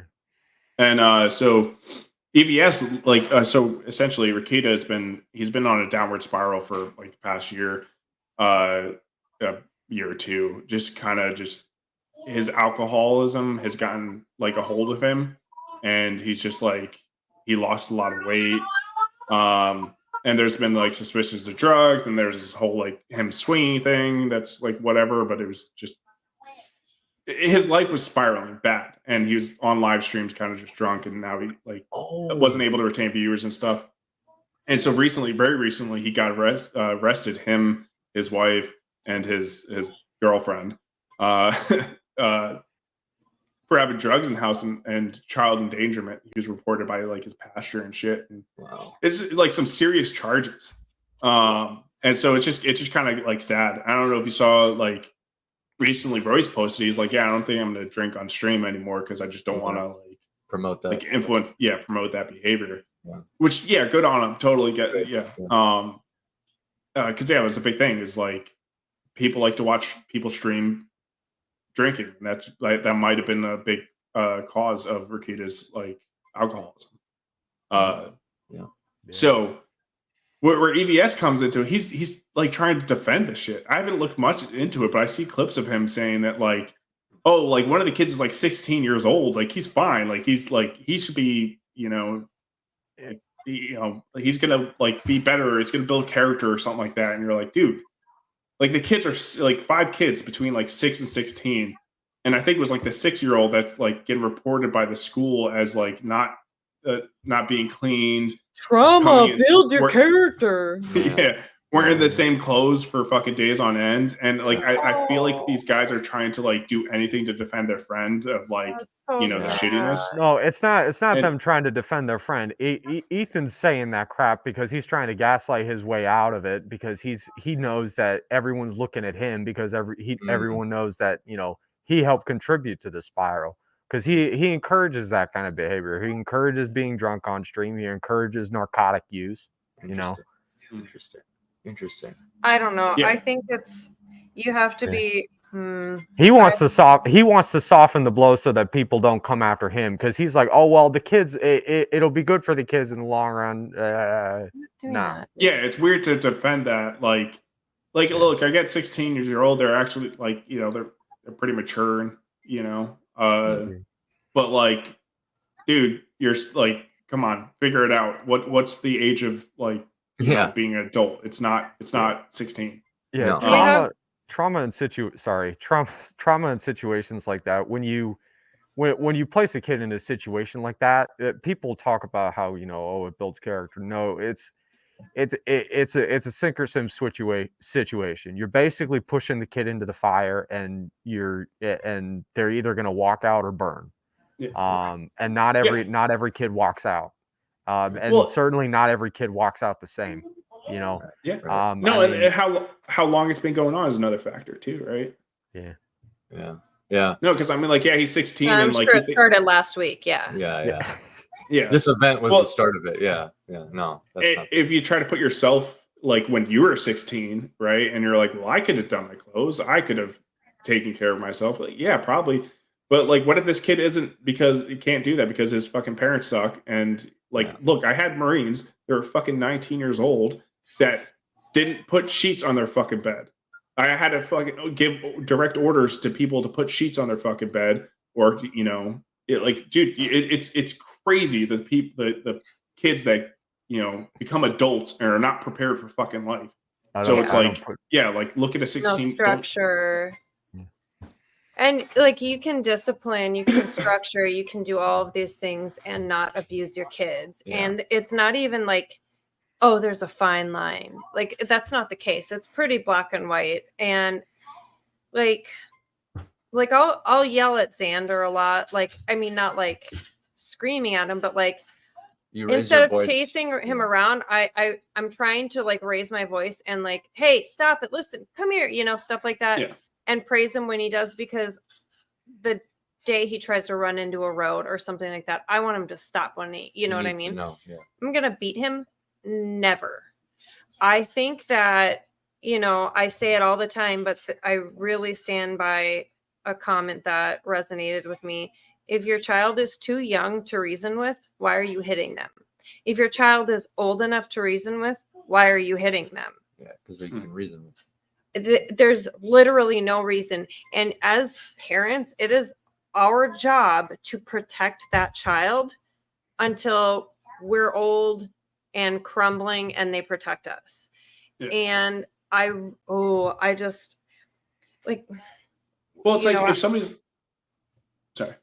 oh, I was just going to bring up how I distanced myself from a friend. I had a friend get unreasonably upset at me for whatever reason, doesn't even matter. I tried to not be friends with her, and she was making Snapchat videos begging people to call CPS on us. Yeah.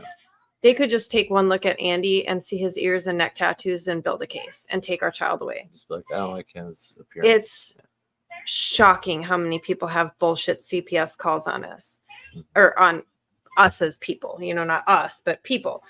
And Yeah, it's people in general. almost everyone. It's crazy how many people it's happened to. And the thing is, it's such a bad, broken system that is abused so much. And there's so many bullshit calls that just ruins it for like the actual kids that need to be removed, you know? Yeah. It just makes me really sad. Takes resources away. Yeah. Not too long ago, had to call the cops on a lady for beating her kids at the gas station. I wish I were joking. It ruined my whole fucking day. And I really tried to not.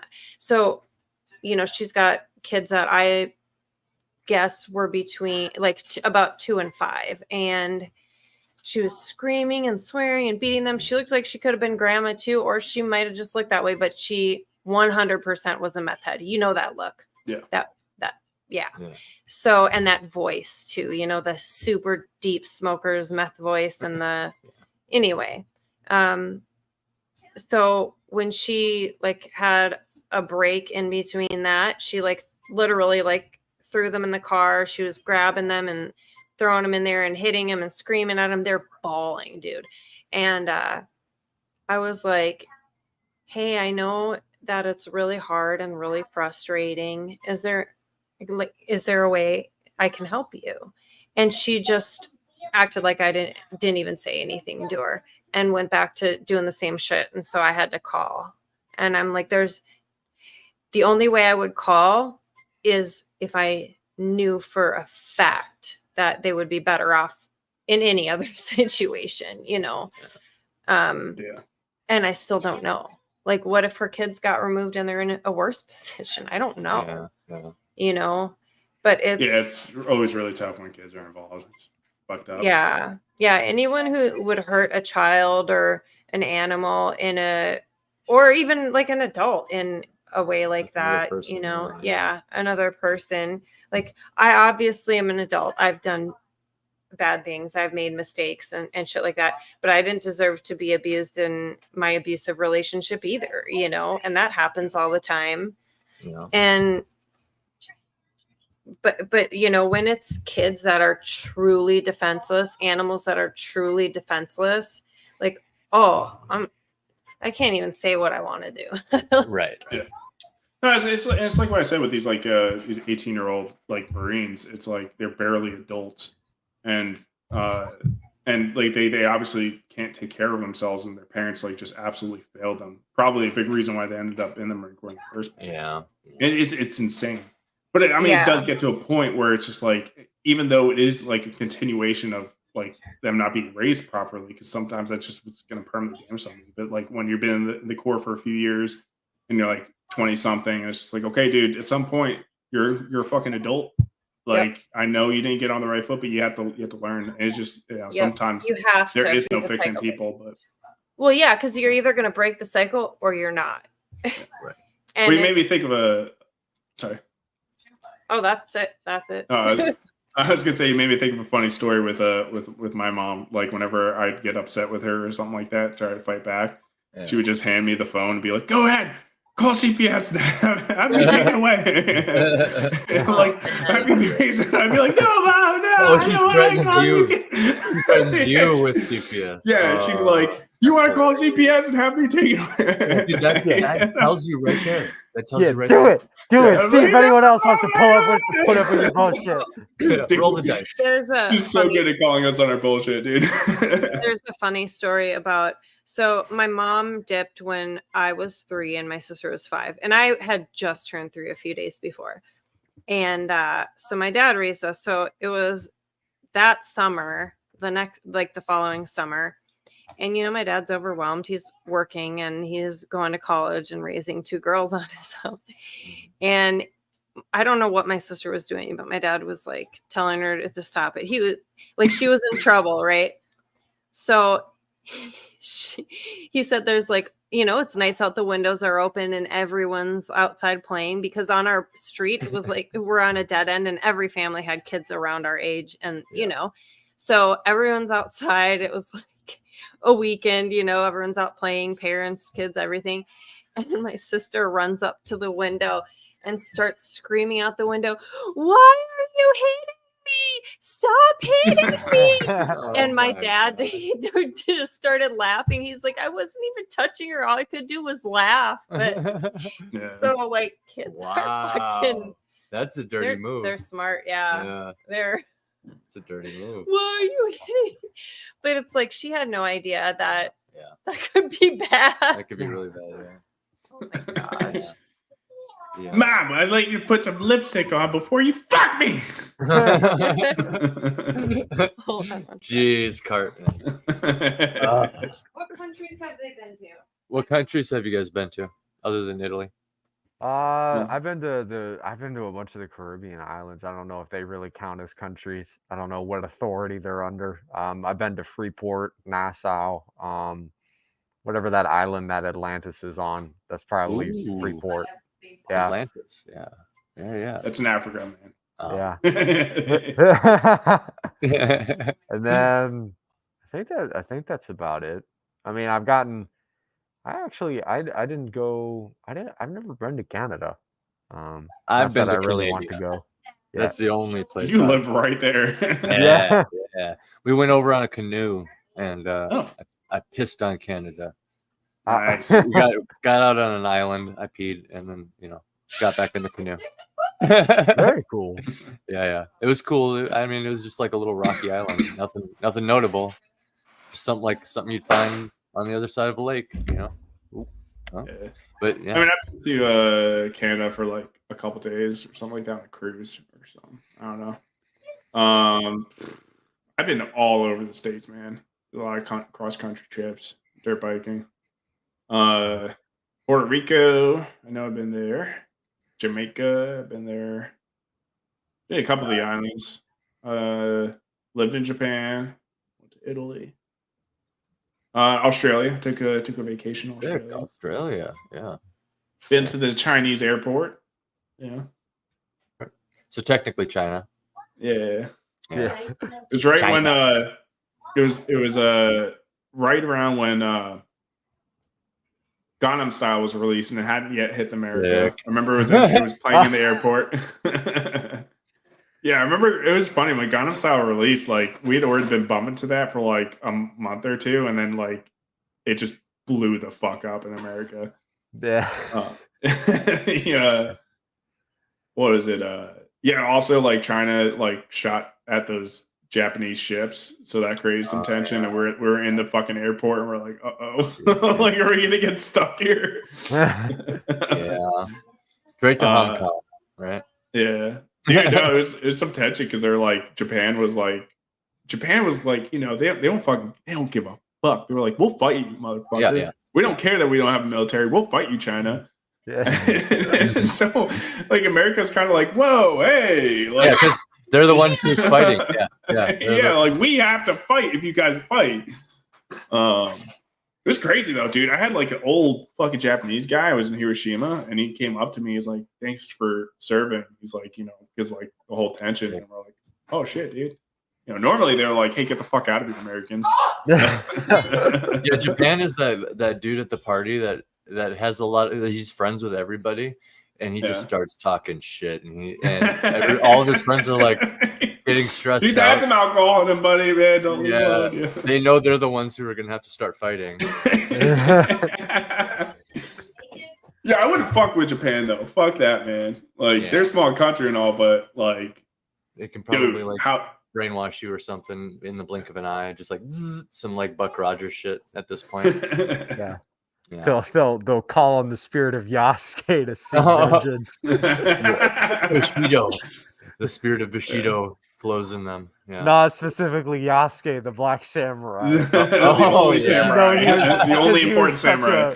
Yeah, because he was the ultimate guardian of Japanese culture, Didn't a show just mess up because they went all in on that?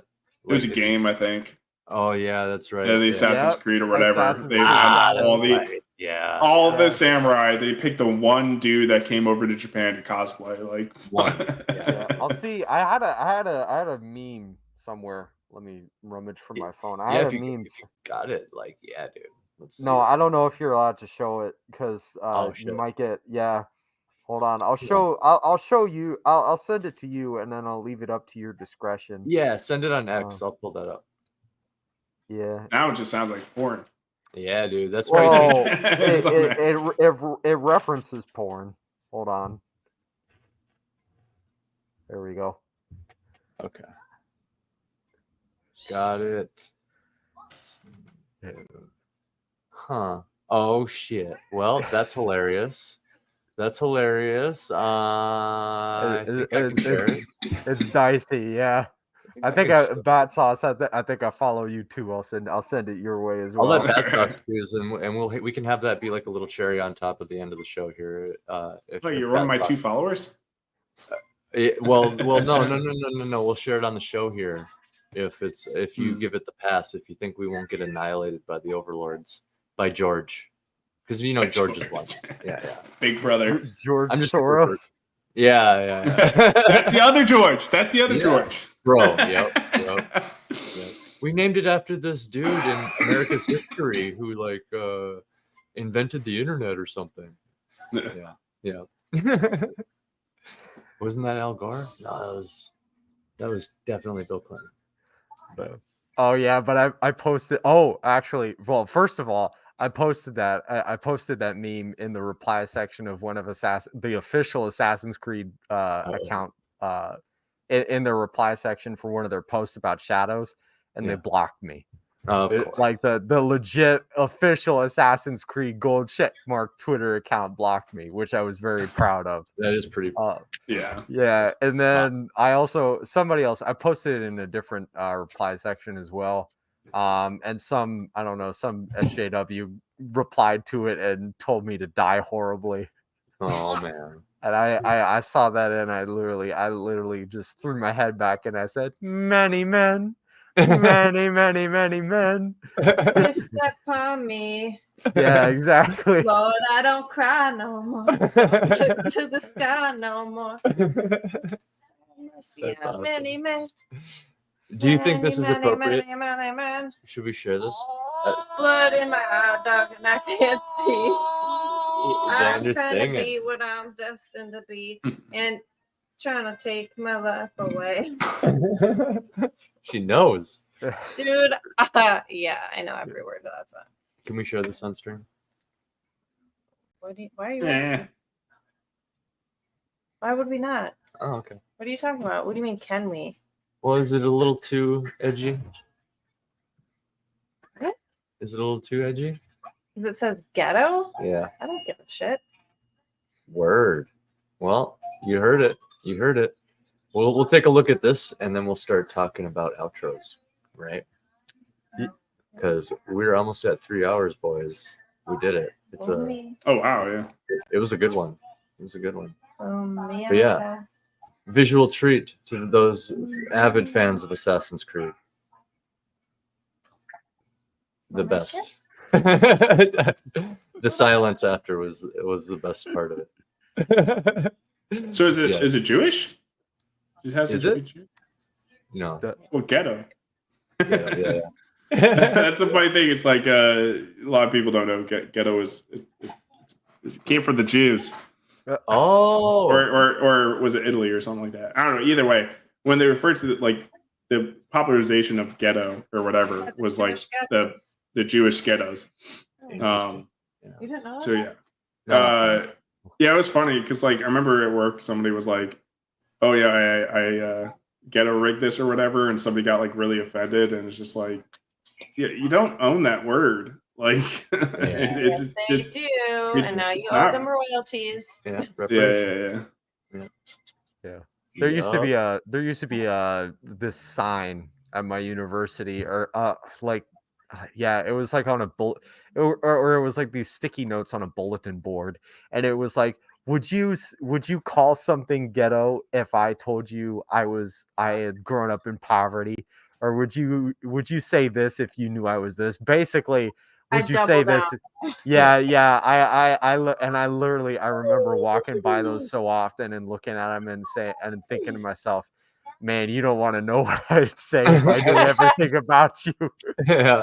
Well, it's insane the ignorance that comes along with all this stuff. It's just like, Cars on like, jammies. you don't own any of this, like the whole cultural appropriation thing and all that. It's like you don't fucking own any of this. The conversation about dreadlocks? Are you kidding me? Yeah. Every human culture since the dawn of humanity. Yeah, braids and dreadlocks. It's just what human hair does. Yeah. That's like, and also, what really pisses me off is Bubs. Here, Jeez. Hold on, Andy. I help. It does help. Dan, come on, you're gonna hit your head again. Come here. Andy, pick him up from over here. Okay. So, you good, buddy?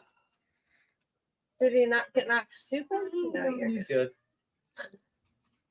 So, I have seen very few people mad about someone appropriating their culture. In fact, I have only, I think, seen Black folks do it, and very few. It's usually always a white person speaking on behalf of people of color. It's like, what are you doing? Yeah.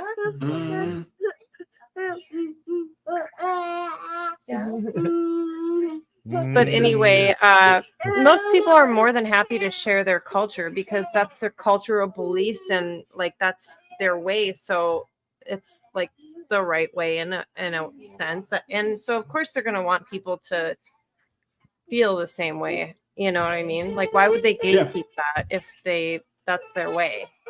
Yeah, gatekeeping culture. It's weird. Yeah. Oh, Andy, come back here. Let's switch quick. Oh. There's a clip out there somewhere. I don't know. It would take too long for me to rummage for it, but there's a clip out there somewhere of a white kid at like a multicultural day celebration or something, and all the Indian kids are that like grouped up, and one of them has a drum, and the white kid gets in the middle, and then he starts like kicking out his feet like he's gonna start dancing, and then they start playing that what is it, the Mundi and Tubac, or what I don't know how to pronounce the name of it, but that one really, really famous Pakistani tune, and the white kid starts dancing to it, and the Indian kids are like, yeah, that's how it's done. So you guys want to go around and plug one more thing before we go, because I gotta take care of a little boy for bed. No, yeah, no, I know. I gotta go to bed too. Yeah, late here. But you go first, BS. You're it is main guest. Yeah. So Young Monarchs Last Worthy Kingdoms is available now. You can snag it digitally on Amazon for Kindle, or you can snag it for paperback on my Ko-Fi. Both links are available under the books tab of my landing page. Sign up for my newsletter as well. You'll get access to some sweet wallpapers featuring the characters of Young Monarchs. Right now, I've got wallpapers of Anubis, Tyrael, and Raiden available. You can also, over time, I'll be adding more, including ones of Bjorn, Kara, the entire main cast. So yeah, if you want access to those, only people that subscribe to the newsletter get access to those. So yeah, make sure you sign up with your email. That's also on my landing page on the home screen. Just scroll down as soon as you head over to the link. That should be it. And I occasionally go live. I completely forgot to go live this last weekend just to play games and stuff. Hell yeah. I'm eventually gonna start up a segment called Let's Rewrite, where I take something doo-doo, sometimes something that an SJW wrote, and I do a general reconstruction of it so that it's a little bit more appealing to the an audience. So That's awesome. but yeah, That's sick. Have you done that in the past? I kind of sort of did it, but then I realized like halfway through that I was being it was a bit messy, so I was like, I gotta take this to the drawing board and kind of script this segment so that it's a little more streamlined and people it's more pleasing to watch. So Right. yeah, but yeah, hopefully I'm thinking I might do it again this Sunday if I can get a script together, if I can finalize the script for the segment by this Sunday. But yeah, I'll probably go live again. I'll probably just go live and play Northgard tomorrow night at 8 on Kick. I'll probably start doing it on YouTube as well. Kick, Twitch, YouTube. Send me your all over the YouTube. place. Yeah. Send me your YouTube so I can sub on our channels. We have personal channels too, so we do a triple hit on everyone. Yeah. Ooh. Yeah, it should have. Oh, you're why my numbers are getting up, huh? Yeah. +3. Yeah. Boo! Yeah. Come here, honey. And when I was refilling his milk, he just like grabbed an applesauce, and then I took it to take the top off, and he's like, "No." He thought I was gonna put it back. Yeah. Like, I'm opening it. No, he's watching the TV from 4 inches away. Yeah. That's it. That's a kid thing. Yeah. Well, Is he completely paralyzed too? No. He wouldn't look at that. Not this time. The thing that it makes bird noises and like flashes for the eyes at his last checkup, for his 2-year checkup. But I'm really worried because I have bad eyes. My husband has bad eyes. And I think I got glasses at 10 and he was like 3 or 4 or some shit like that. And my nephew got bad eyes at, I think, 3 or 4, maybe 5. So I'm really like worried. He seems to be able to see, like he doesn't squint or anything, but he does get pretty close to the TV. So I'm hoping next time he'll look at that thing and can get his eyes checked. Yeah. Anyway, that's just, no one cares. Side. Yeah, that was an aside. Yeah. Now you Battsauce. Oh, hey. Yeah, no, if you're interested in the best sci-fi book that's ever been written, I mean, you're interested in the best mystery ever drawn up in words. I suggest Dawn Edge, Planet of Babel Dawn Edge, the book that I've written and released. Besides that, my YouTube channel where we got the Iron Seas on Tuesdays, 9:30 Eastern. Great, probably the best show on the internet. Pretty sure it is. Like, yeah. And besides that, look out for Dunce Whisperer. Should be coming out soon, hopefully. Waiting on a cover. It's gonna be too AC. Yeah, I'm getting on that. I'm getting on that. Every piece of art that I do is another. I get a little better. Yeah, I'll probably have to like read what I have, or like the back of the book, or about the author wants to like get people excited. I was also gonna say I've been waiting for my copy to kind of read through and get. It's on its way. Yeah, and get a little feel for it too. Yeah, the text on that one's a little. That copy's like kind of small, but it was one of the things I was gonna adjust after. Yeah. Dunce Whisperer, man. That sounds. Comedy is lacking in the Iron Age. Just our little community.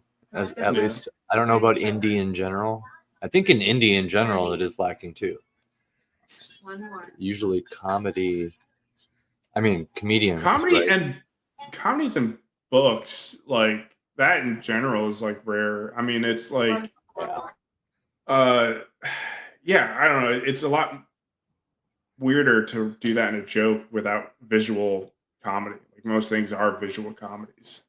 But it's not just a comedy. Like as I claim, which is truth, it's not just the best comedy. It's also the best story, action, romance. Like it's got it all. Oh yeah.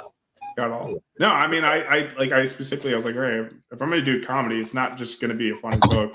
Like I'm gonna try to write like a really good story in there too. So for whatever reason, if you pick it up, if you're not into the comedy, you're gonna be into it for other reasons. Like I got a mystery set up in there as well, you know, conspiracy. Mm-hmm.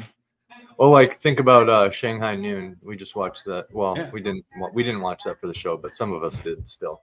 But yeah, it actually has a pretty compelling story. Even Owen Wilson's character's motivation is pretty like realistic and actually compelling. You know what I mean? And there's like tension the whole time because he's gonna. But all it is it's all the cowboy tropes. That's what it is. And I mean, they did it right. So they stayed tropes instead of cliches. The cliches that they were self-aware of, they hung a lantern on. So it was even more hilarious. You know? Well, I think it's a big fault in a lot of comedies where it's, you know, they just have jokes or whatever in there, which is fine. It's entertainment. But I'm like, well, there's nothing hurting you from also adding a good story in there. There's like I think the best comedies also have a good story that holds up on its own as well. Like, it just so happens to be really funny too. Do you have anything you want to plug, babe? Nah, not tonight. I just want to say thanks, BS, for the follow, and thanks for coming on our show. We really appreciate it. You're welcome anytime, whether it's this, Watchworthy, whatever. You're part of the fam, so Thank you so much. Thank you. I appreciate it. Thank you for having me. I really appreciate it. No, and It was a lot. I'm very impressed with your book blurb, and I really look forward to reading that also. She was genuinely laughing, like you like the mushroom fueled debauchery, dude. That I think that book, I can tell when she's actually being entertained. You know what I mean? And like just your book blurb did it. You So don't know me. yeah, yeah. It sounds awesome. Thank you. Yeah, I seek to entertain every time. So. Yeah. That close to hitting the back of his head on the hardwood.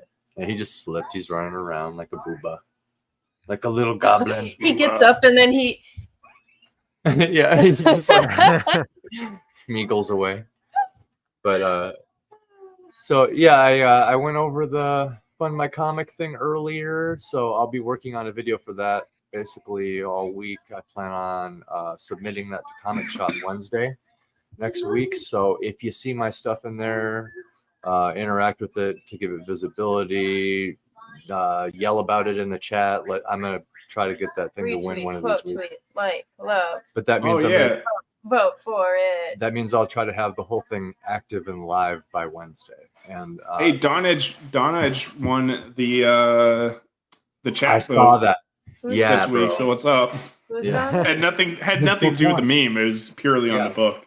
It did? It won Comic Shop Wednesday. Good. Dude. I was like, I don't know what happened, but I got distracted at the end, so I didn't see who won, and I forgot to ask you. So, hell yeah. That's awesome. Yeah, it was so sick. A lot of people on the edge of Dawn, man. Iron Seas winners 2 weeks. See, nobody wants mortal decent. There's no more, baby. It's Nobody all wants. Nobody wants to be decent. But I do have the comic version. If you really want to be really decent, I would actually really love to win that one of these weeks, and I'm hoping to, you know, just to get visibility on it. I'm proud to work with Luke Stone. I'm proud to have my first comic. You know, it's my story from the ground up. I want to show people that they can do it. You just got to allocate your resources properly. You know, I'm not one to give financial advice, but like everything, it's let's just say it's free to publish a book on Amazon. And you can work up from free. That's turning free into at least a little bit of profit. and a little bit of profit you can budget into a little bit of art and start doing stuff, one way or the other, right? So yeah, that's my plan for the week, and of course working on Battsauce's cover and finishing up a poster for Jared Christman's movie, The Ballad of Missouri Bill. Everybody should go check that out. The trailer's based and awesome. I did the posters. There's a second one coming. I'm excited to show everybody because I think it's a little better than the first one, to be frank. And the first one's the album cover and everything. So it's a busy week over here at the Pritchard Pub. Yeah. And of course, what is it? Kung Fu Week? Kung Fu Week at Kung Fu Week. Yeah. Freaking, oh, man. He needs to get that pole up. I know. And I gotta he said he was going to do it today. I gotta start making propaganda for it too, because I forgot what movie I even chose, but it needs to win. You chose a good one. Yo, Kung Fu Hustle is the shit, man. I mean, I was so torn between so many comedies or Kung Fu movies. Like Drunken Master, obviously that would destroy the poll. Right. Maybe. That was like my first choice, but I was like, let me do something else. Like Kung Fu Hustle. I was also potentially Beverly Forbidden Kingdom. Beverly Hills Ninja, Chris Farley all day. Yeah. I'm just gonna do Chris Farley propaganda. Man, hold on. It's gonna be rad. It's gonna be rad. Oh. And that's if I have time with the video. I need that video done and the whole thing live. Yeah. Baby. That's Hey, what I'm up to. I don't I'm want you to hit really your head excited again, for this please. comic, guys. Seriously. Dan. I'm excited to see your stuff in the future, BS. Alexander. Oh yeah. That space one really had me intrigued. And I Dan, love the concept. I of the don't first want one, you too. hitting your head. Please listen. Okay? 26 is gonna be a good year. Dude. BS, what would you rather watch? Would you rather watch another lame Chris Farley movie, like Mall Cop kind of movie, or would you rather watch the great Kung Fu Hustle? I'd rather watch hentai. Well, I think there's a little bit of touch of hentai.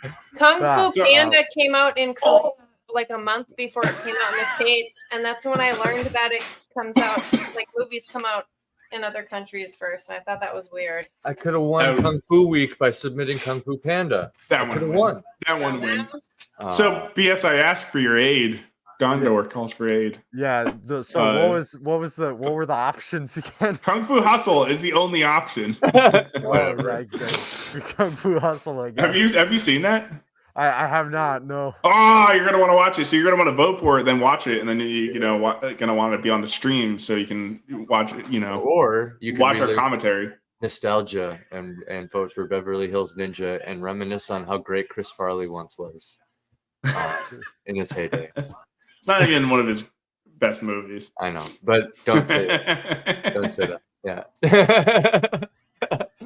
Anyway, guys, it's been a pleasure.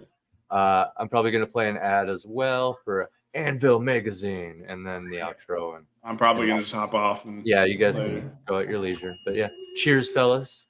Thank you again so much. I really appreciate you having me on. Yeah, dude, I appreciate having you on as well. Like your book, man, that was a killer blurb. Can't wait to read it. But yeah, thanks, guys. Yeah, take it easy, guys. Cheers.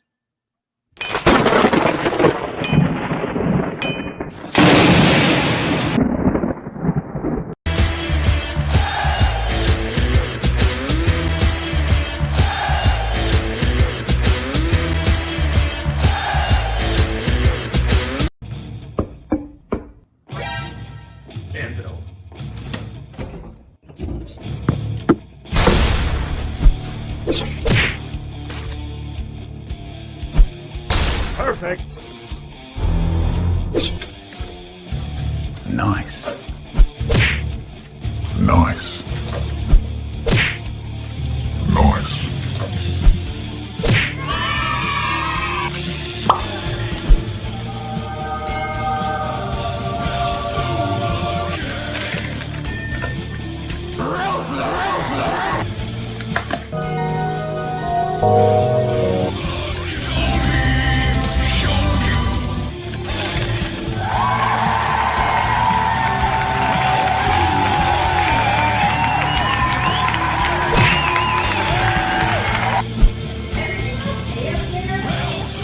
It is now